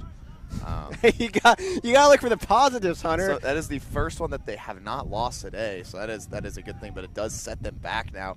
You know, now you had a 3rd and 15. Now you got to throw the football. You know, there's been frustration throwing the football. You know, Byerly's missed guys wide open. There's been the interception. There's been some miscommunications on snaps too. That has happened, but keep controlling the football. We talk about it all day. That's what they need to do. Byerly takes the snap, looks far side. Jordan Kern tripped up, and a 3rd and 15 just turns into a 4th and 14. Out comes the punt unit. I start to wonder if there's some sort of voodoo on this team because Dante Billups, great run, great effort, driving forward, and then the football just flies out. You have to wonder, is there a higher power that's against this Westminster football team? It has been a year of ups and downs here, and a lot of down. Dawson Brandt does get this punt off. That's a positive. Helicopters to the 45, taken by Bo Burke. He rushes to the sideline to the near side and is out of bounds at the 43.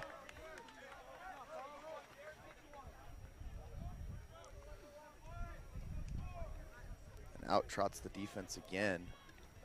First time this half, they didn't get a chance to stop a touchdown from being scored earlier on. Caden Cantrell and the starters come back out for Northwestern. No backups yet on offense. Bryson James, Bo Burke, the wide receivers, the near side for the Northwestern Eagles at the 43-yard line. First down and 10. Bo Burke in motion towards the far side. Now a bunch to the far side. Throw to Bostrom on the screen pass, set up well, and he runs to the far side, and he gets out of bounds, dragged down by Dylan Farrell at the 31-yard line. He picks up the first down on that screen pass on the bubble screen.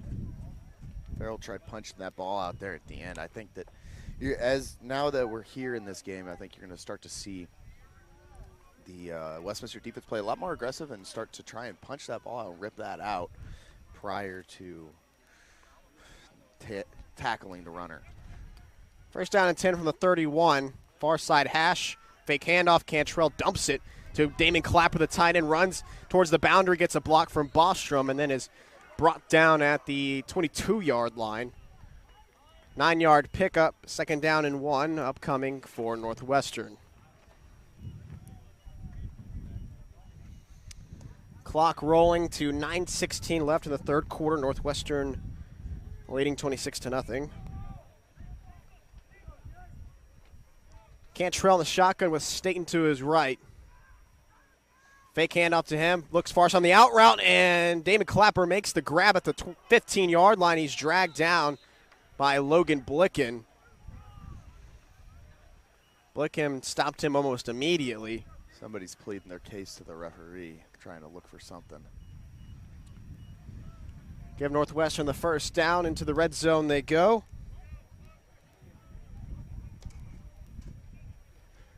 Entering today, they scored 81% of the time they get inside the 20-yard line. Clapper in the slot to the near side with Mike Bostrom to the outside. Cantrell takes the snap of the shotgun, rolls right, running away from pressure, and he throws to the end zone looking for Staten, and the wind didn't help him out as it was too far. Staten was alone in the near side off the wheel route, and the ball does fall incomplete. Overthrew him. Wide open touchdown, missed his throw, and Westminster defense lives to fight another day there. Maybe a little bit of luck or help from the wind, or maybe he wasn't just that accurate. 2nd down and 10 from the 15 on the far side hash. Damon Clapper, the tight end, in motion to the left side of the offensive line. Cantrell takes a snap and then is met in the backfield. Credit this defense. They are still fighting. They are still playing hard. You got to credit them. They are still in this football game. Devin Miller comes in to swoop that tackle. They're playing hard-nosed football right now on the defensive side.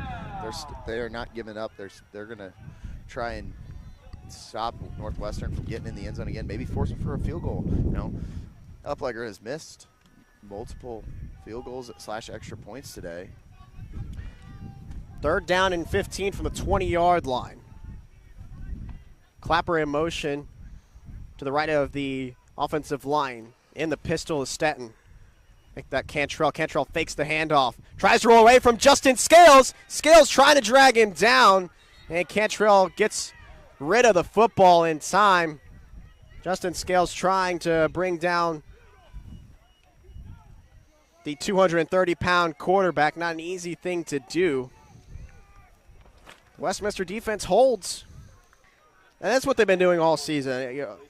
They've been gifted short fields all season long, and they've been able to withstand the force of the offense. And, now you force them to kick again, and we've seen Uplegger miss a field goal earlier. 37-yard attempt on the far side hash. Wind to his back. Uplegger the kick. It is trailing and through the uprights. Swoops in. He makes his 4th kick of the season, and that's his season long now at 37 yards. And Northwestern takes a 29-0 lead over the Blue Jays with 7:34 left in the 3rd quarter of play.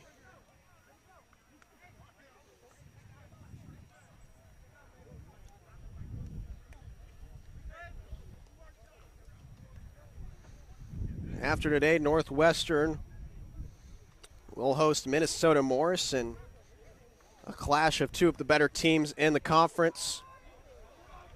And then they will play at Crown and finish the season at home versus Martin Luther. Northwestern sort of, after that Minnesota Morris game, controls their own destiny in the UMAC after beating Greenville.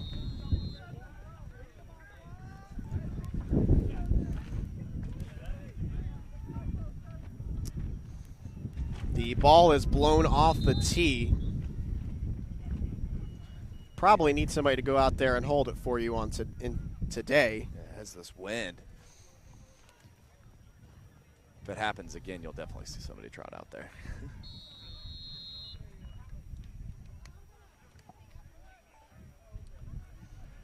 Left to right kick with Teal and Pitzenbarger back to receive. Uplegger puts his foot into it. Taken by Pitzenbarger at the 5-yard line, runs down the far hash, now cuts near side, breaks away from one tackler, tries to cut back down the hash, and then is diving forward to the 29-yard line. The freshmen on this team really have not quit. You've seen Pitzenbarger really put his effort into it, even though he made a mistake to begin this football game, the fumble. Yeah, but he's been a solid guy back there on the return team all season long. He has not wavered back there, and the one mistake it doesn't help the team, but you got to think that there's still some confidence there. And here Byerly back in at QB again. Jordan Kern, the running back behind him in the pistol formation at the 25-yard line. Like that, the 29, and handoff up the middle to Kern. Mark him down at the 32-yard line. Make that the 33. Second down and 6 to go. 39-yard line is the line to gain. Hunter King, the receiver, to the near side. Aiden Campbell, receiver in the slot to the near side, and the shotgun is Byerly. Byerly takes the snap, looks far side, tries to escape pressure, scrambling to the 35 rumbles ahead and is brought down by a pair of Eagles at the 38-yard line. 6:33 remaining in the third quarter. Northwestern leading 29-0. Here comes that power package again, Virtue and Outlaw.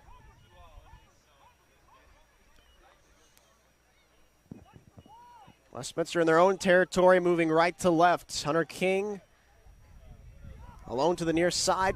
Outlaw, like you mentioned, the fullback.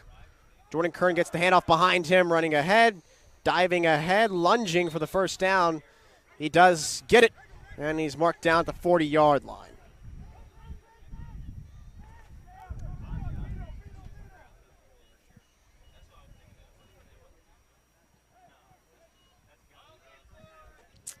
It would be an accomplishment for Westminster right now to get out of their own territory.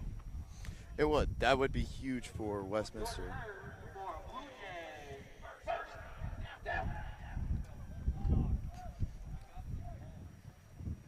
Chandler Taylor runs out alone to the near side, matched up against Finsky. 3 down linemen for Northwestern. 6 on the play clock. Byerly under center in the I formation. Looks dropping back, rolling to the near side. Has some space. Looks downfield to the 45, and he runs out of bounds at the 47. Had some room to get out of bounds. And a good pickup on first down. 8 yards off of the scramble drill. 2nd down and 2.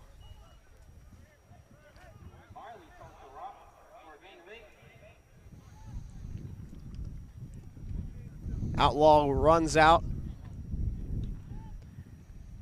Clap, Saddle, and Campbell run in to the huddle with 15 on the play clock. They need a little more urgency to get to the line. With 5:05 left in the third quarter. Northwestern leading 29-0. 2nd down and 2. Byerly has trouble with the snap, but does get the handoff to Kern. Kern spins off one defender, still driving, and then is met. But forward progress gives him the 48-yard line. First down, Westminster, and they're into Northwestern territory. Keep moving the football. They're moving it well on this drive. PA guys are having some fun. You got to look for anything to entertain you today because the football hasn't been ultra pretty. 4:38 remaining in the third quarter. First down and 10, the 48-yard line. In the shotgun is Peyton Byerly. Chandler Taylor, the wide receiver, alone to the near side. Jordan Kern to the right of Byerly. 4 down linemen, that's the rush they bring. And Peyton Byerly sailed that pass looking for Chandler Taylor on the in route. Falls incomplete at the 40-yard line. Bring up 2nd down and 10.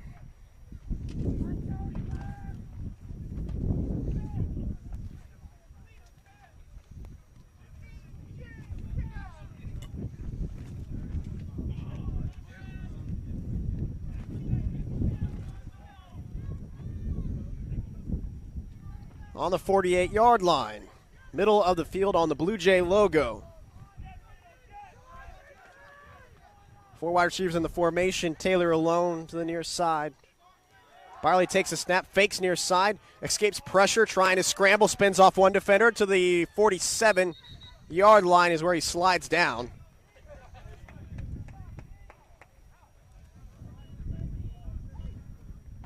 Make that the 48, so he just got back to the line of scrimmage. That's where they mark him. Westerfield, Campbell probably running off. In comes Virtue and Outlaw.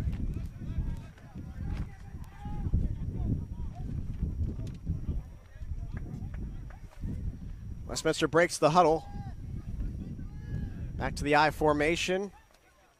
Virtue, the tight end, to the right side of the offensive line. Outlaw, the fullback. 3rd down and 10 from the 48-yard line. Near side hash. Byerly under center. He takes the snap. Fake to Jordan Kern. Fires over the middle looking for Virtue. Almost intercepted. Falls incomplete at the 40-yard line. Broken up by Armando Santos out of West Laco, Texas. It's a great play. He jumped that route. Sauer was watching the eyes of Byerly. Saw where he wanted to go with the football and jumped the route early.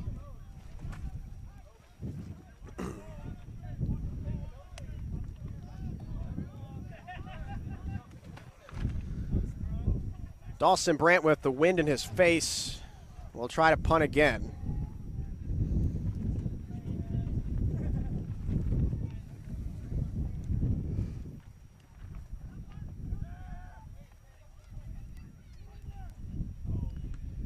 Takes the snap, end over end punt.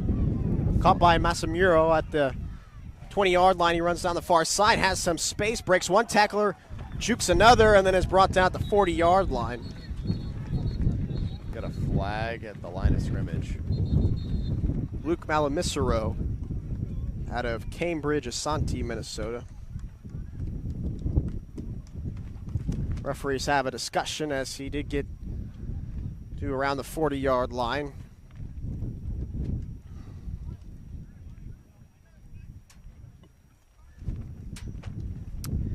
Very quiet outside the wind right now at Kent and Judith Mueller Field at Blue Jay Stadium.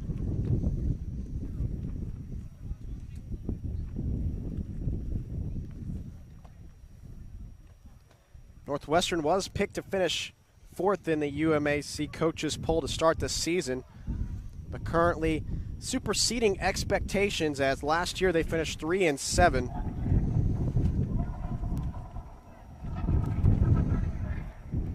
Chop block. Penalty on Westminster on the punt. As you mentioned, chop block, and Northwestern declines the penalty.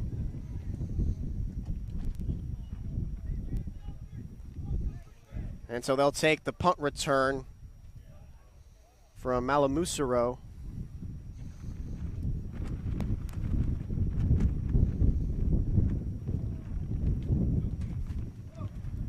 At the 40-yard line, far side hash, Northwestern retakes the field with their offense. They made a field goal on their last drive off of the foot of Uplegger, a 37-yarder, after stalling in the red zone.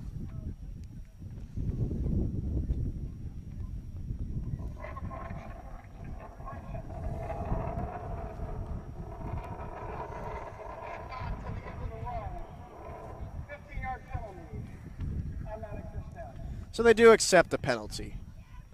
And Northwestern moves up 15 yards. Northwestern now in Westminster territory. 3:10 remaining in the third quarter of play. They lead the Blue Jays 29-0. Cleophas returns as the running back to the right of Cantrell. Handoff to him up the middle. And he drives forward, driving through Rothman Harris to the 40-yard line. Forward progress gives him the 38.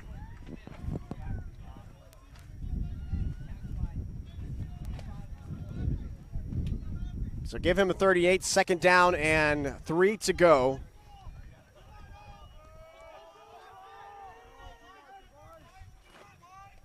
Mike Bostrom and Damon Clapper, the wide receivers to the near side, with 4 wide receivers in the formation. Cleefsis, the running back to the right of Cantrell. Fake to him. Cantrell rolls out of pressure, all the way back. Complete to Cleefsis, the running back. He slips and then is brought down at the 40-yard line. After all of that hectic play, a loss of 2. Good on Cantrell just to escape pressure.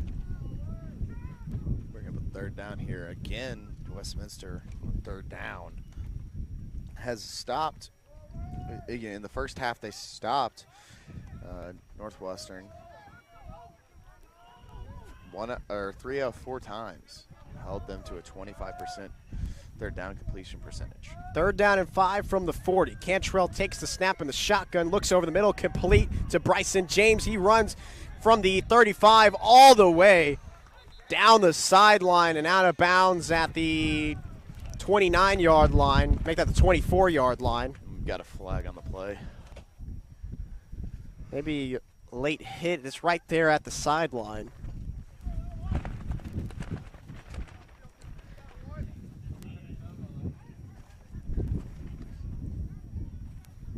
With 1:40 left in the third quarter of play, Northwestern leading 29-0.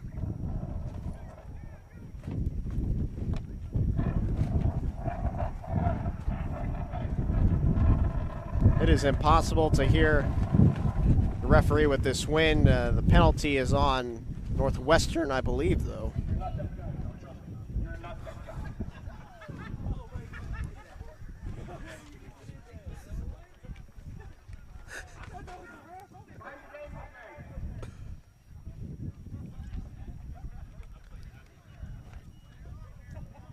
So off of the penalty, Northwestern loses a ton of yardage off that, but they still get the first down to the 35-yard line on the far side hash.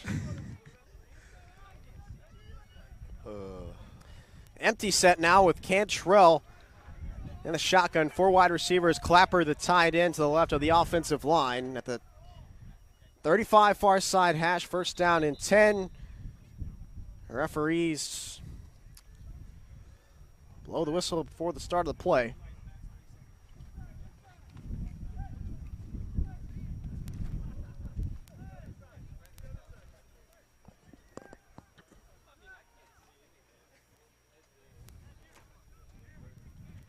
A minute 18 remaining in the third quarter of play. Northwestern leading 29-0 over Westminster. As the ball is set, the time is ticking. First down and 10. Cantrell takes a snap. Wind kind of blows the snap. He rolls to his right, fires over the middle to Damon Clapper, makes the grab at the 29-yard line. Brought down by Dawson Brandt. Pickup of 5 or 6. Second down and 4 to go in the middle of the field. Bryson James, Bo Burke, the wide receivers to the far side. Burke in the slot. Mike Bostrom alone to the near side, standing on the 30-yard line. Damon Clapper motions right to left as the tight end. Cantrell takes the snap. Play blown dead. We can't seem to end this third quarter. Start. Penalty after penalty. Stopping the clock. 26.8 seconds remaining in this third quarter. False start on Northwestern.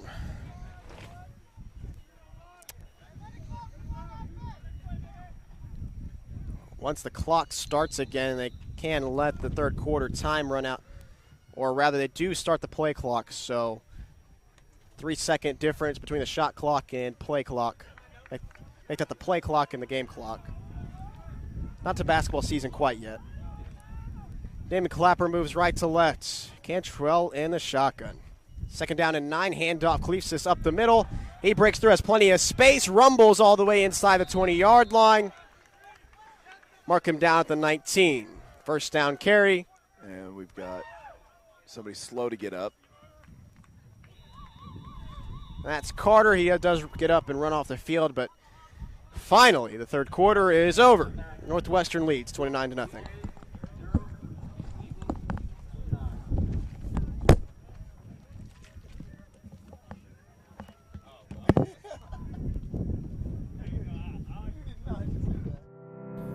Museum Studies at Westminster is a program where students create and curate exhibitions, design programs, ask challenging questions, and above all, blend history, heritage, and culture in a way that informs and inspires. We invite you to join us at Westminster and be a part of history in a way that not only preserves the past, but through the power of museums, helps to build a better future.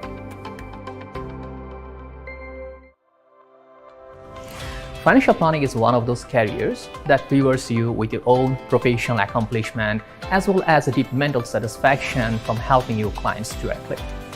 For example, as a financial planning professional, you'll help your clients in developing such personal financial plans as estate planning and retirement planning. Our curriculum also aligns well with the CFP Board's learning outcomes. Here at Westminster, you can also pursue a dual degree in financial planning and finance to further your career.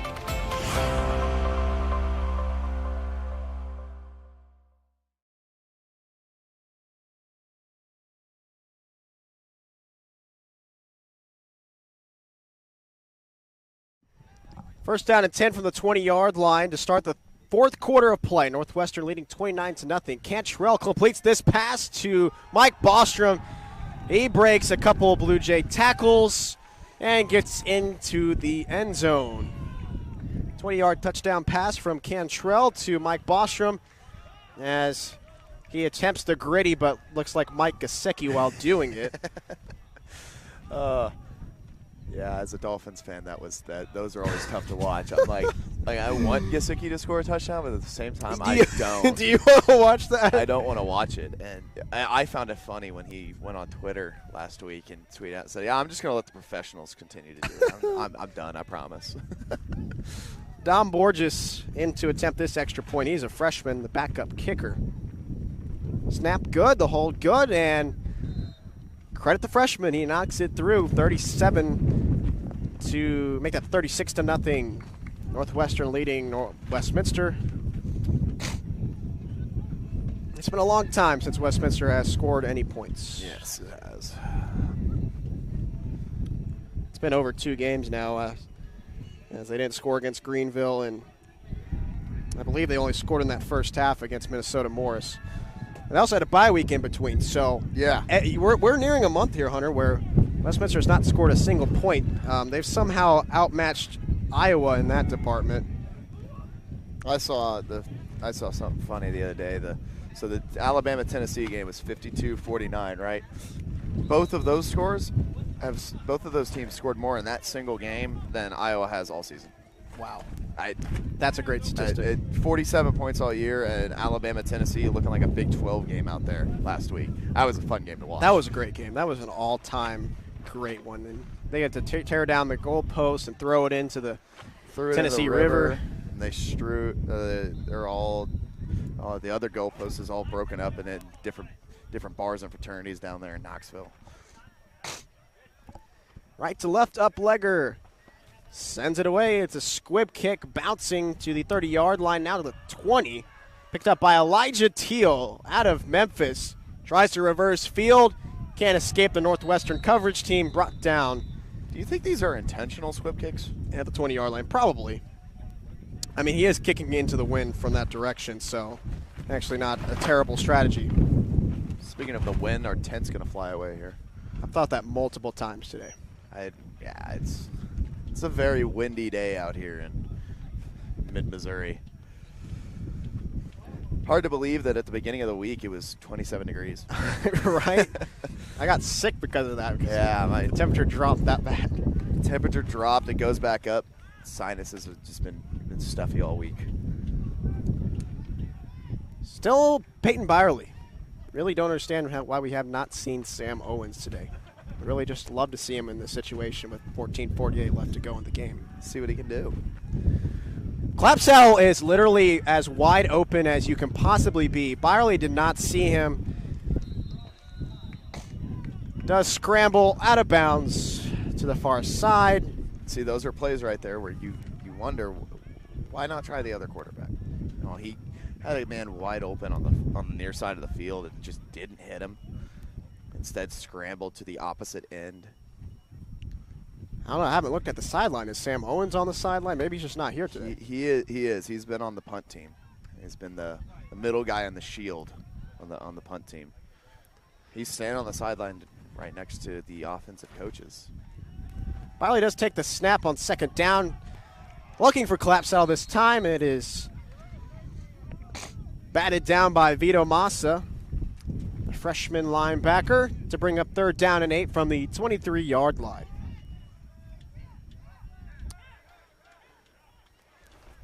.18 left in this ball game. Northwestern leading 36-0 over Westminster.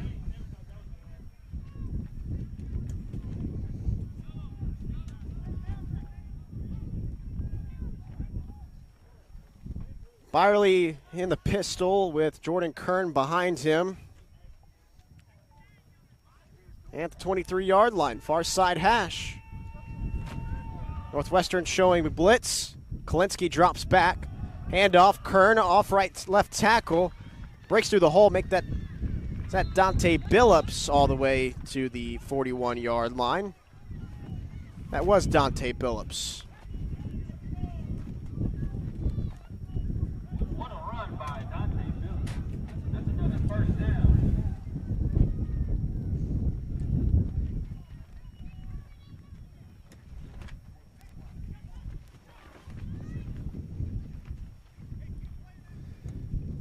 We've seen that ground game working for Westminster, and they go to it, but in a 36-0 ball game, you got to wonder if that is really where you want to go. Billups. And as I say that, they get dropped behind the line. Yeah, Billups got that handoff, got approximately 1 foot in front of himself, and then Vito Massa, credit him with the tackle for loss. 2nd down and 15 from the 37-yard line on the far side hash.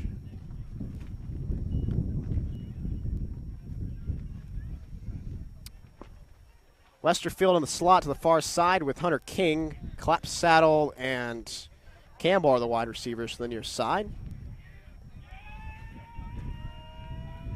And the shotgun is Byerly, takes the snap, looking over the middle, finally looks for Campbell. Campbell off his hands at the 50 and falls incomplete at the 40.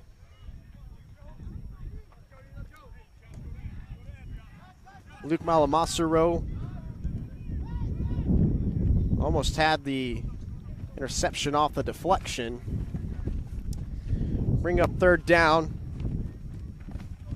3rd down and 14 with 12:49 remaining in the ball game. Eagles leading 36-0.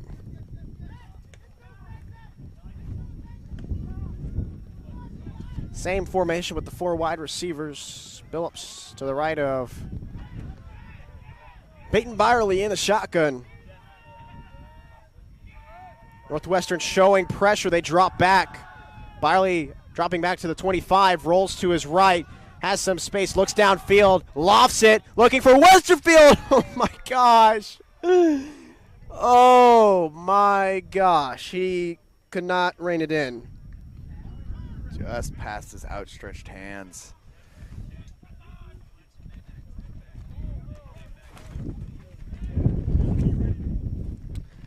And that ball fell incomplete at the 25-yard line. Now here comes the punt unit again for Westminster. Punting with the win this time.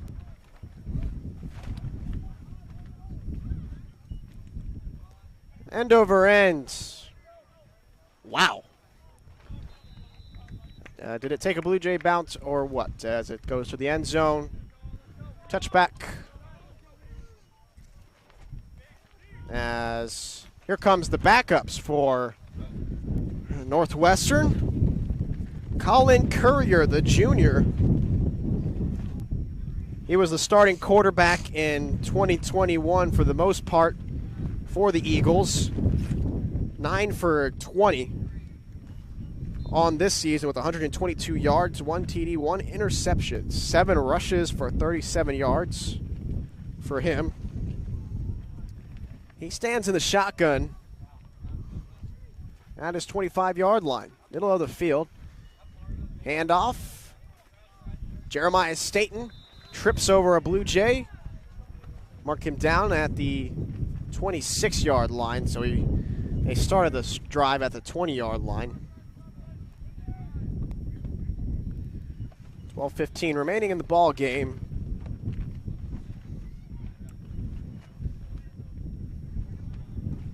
Bryson James and Mike Bostrom, the receivers to the near side.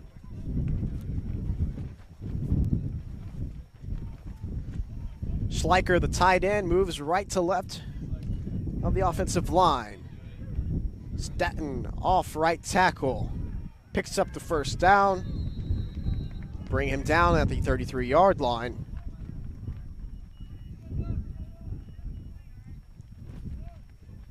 To really show you the difference in how last season went for Westminster versus this year, you can kind of look at their result against Northwestern. They lost, but you had Wyatt Ellis, a 2-year starter of the program. He had 4 touchdowns thrown, and they lost just 28-45. So It's just a huge drop-off from last year to this year. Missing Ellis is huge for Westminster's team right now. You know, you have that solidified quarterback role, and to lose him after last season because of graduation means that you have to find the next guy to step up and take the reins of the Westminster offense. And you know, it is hard to do because with the way that Ellis played, there was really no thought of anybody else behind him. You know, there was always the what if he got hurt scenario, but he stayed healthy and he never got hurt.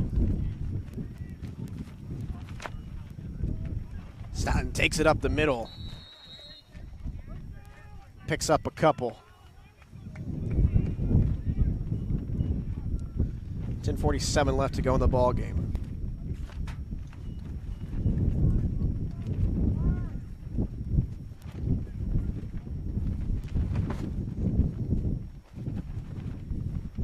What do you think needs to change for next year?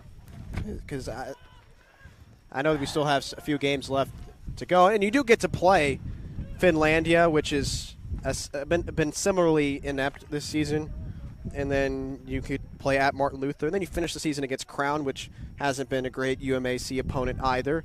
So while you do have a few more opportunities this year, I think at some point you have to be looking at the future for this program. The future of this program, you definitely have to.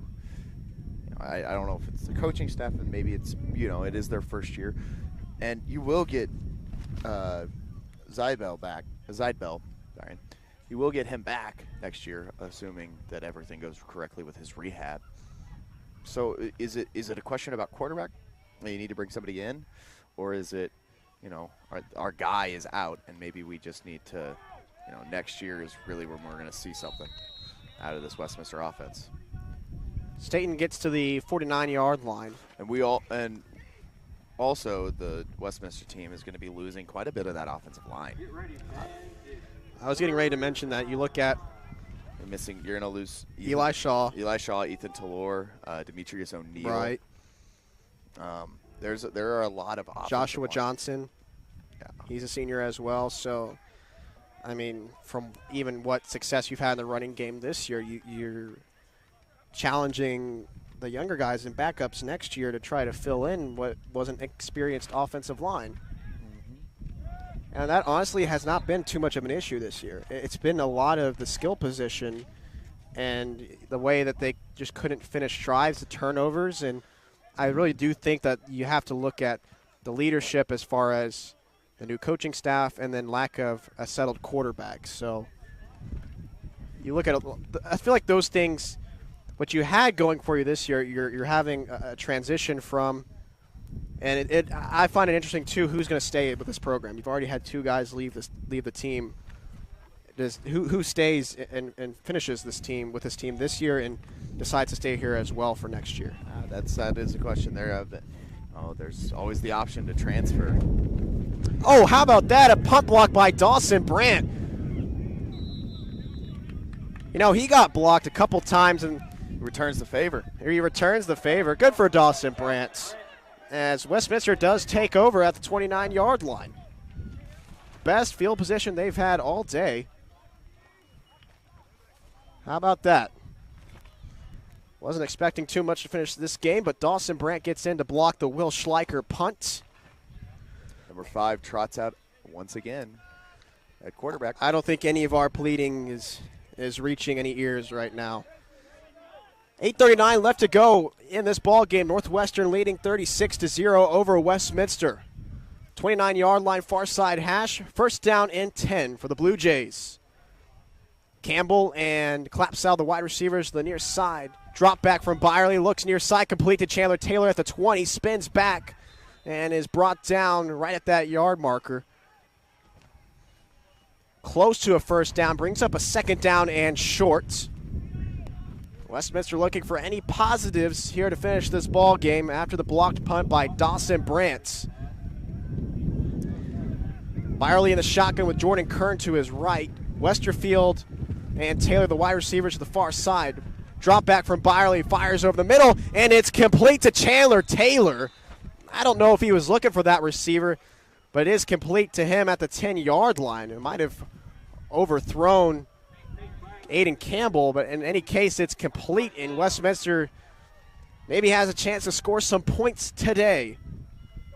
12-yard line is where they sit, first down and 10. Byerly in the shotgun, same 4 wide receiver formation. Handoff, Jordan Kern up the middle and meets a brick wall of Nick Schultz.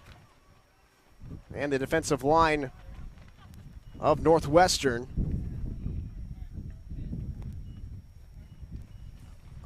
Under 7:30 to play now with Westminster moving left to right with possession. They do give Jordan Kern 2 yards. They're at the 10-yard line now. First down and 10 for the Blue Jays offense. Make that second down and 10. Outlaw is the fullback now as they go to the I formation with Jordan Kern behind Outlaw. Byerly under center takes the snap, handoff. Jordan Kern stretch play off right tackle. Might have picked up 2. They mark him down at the 8. On the right hash. Brings up a third down and 6. They can't pick up a first down before they reach the end zone. Line to gain is at the 2-yard line. 6:38 remaining in this ball game. Again, Northwestern leading 36-0 with Westminster trying to score their first points in what feels like forever. They were shut out against Greenville last week, haven't scored this week, and only scored in the first half against Minnesota Morse. I formation with Kelton Virtue as the tight end to the right of the offensive line. Drop back by Byerly, looking left, running away from pressure, near side, looking for the end zone, and it is picked off! It is picked off in the back of the end zone by the Northwestern Eagles. Seaver Cleefus, the running back, playing some defense, and he picks it off as Byerly was looking for clap saddle in the back of the end zone. And what chance Westminster had to score before the end of today is erased. That's the best chance that they had all day. They get the ball at the 29-yard line, they start driving the field, they start making plays, and then something like that happens. That has been the story of today's game for Westminster College. They've driven the football, and then something has gone wrong. We see a big run by Dante Billups. The ball flies out and goes 15 yards backwards. The opening kickoff is bobbled. The interception after getting a strip sack in the previous defensive drive. All of these things are going wrong. Get a block punt and picked off in the end zone. There's everything that could go wrong has gone wrong for Westminster today, and it is very frustrating, and it's going to be a long week of practice. Courier the handoff to the backup running back Cal Johnson. He drives forward to the 31-yard line.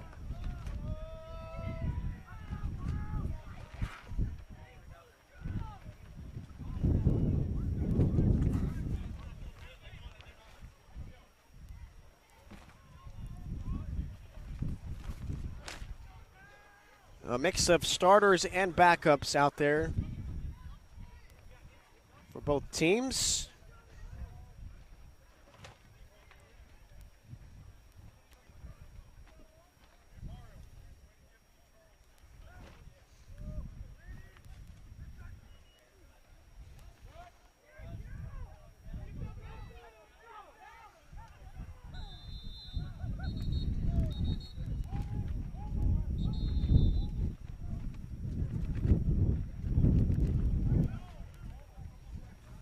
Devin Miller's helmet pops off again.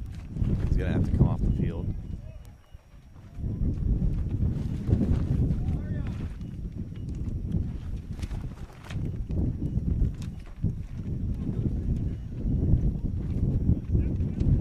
Keep hearing the name Jamario for Northwestern making the pick. He's wearing number 23, but is not listed on the roster. So that might not have been Cleefsus. It was not him. But Jamario is, whatever his last name is, he makes the pick, and he's not listed on the roster. Yeah, I see 223 standing on their sideline. Cal Johnson handoff. Brought down at the 43-yard line. 4:41 remains in this one.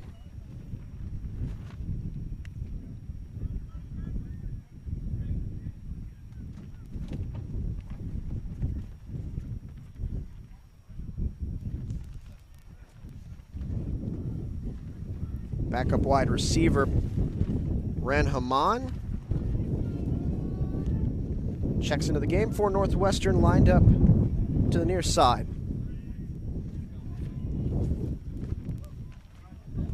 Courier takes this one off the read option, sprints ahead to the 49-yard line.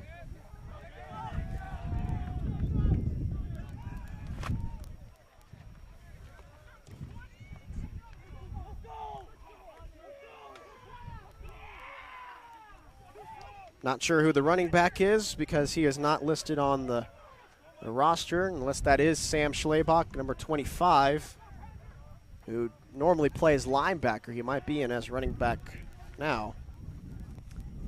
But I do think it's somebody different, as I believe Schlebach is on the sideline.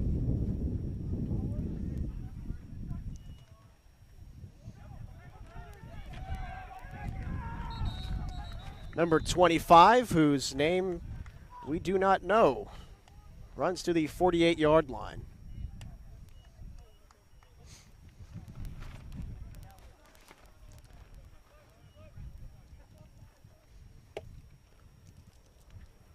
Three minutes remain in this one.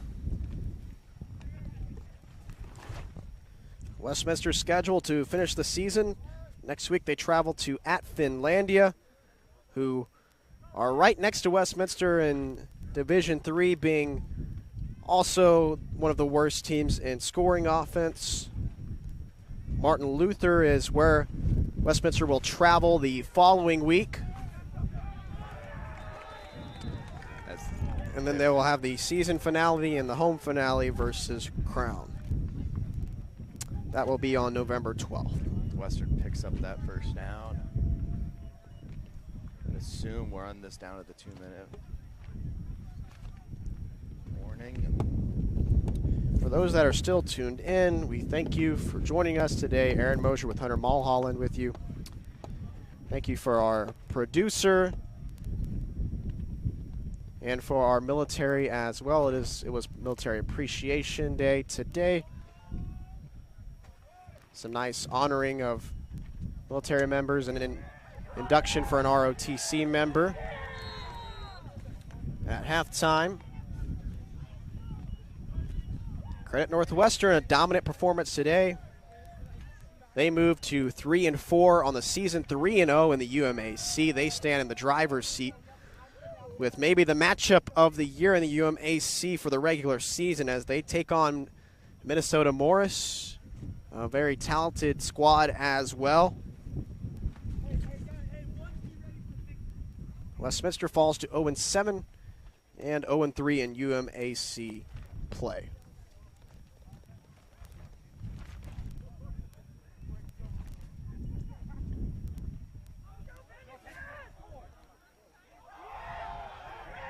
Number 25 drives through Dawson Brandt, the 25 on the other side, a late shove. Dawson Brandt trying to do his best to stick his nose in there, and got to credit the defense and the guys still on the field for Westminster, still fighting out there. Still battling for this group.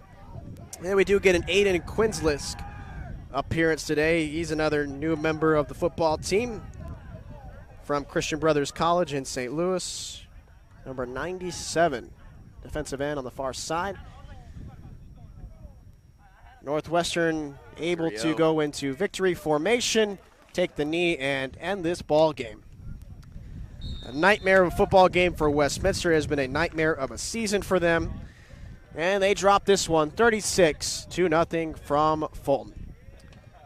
Hunter Mulholland and Aaron Mosher signing off. Thank you for joining us today.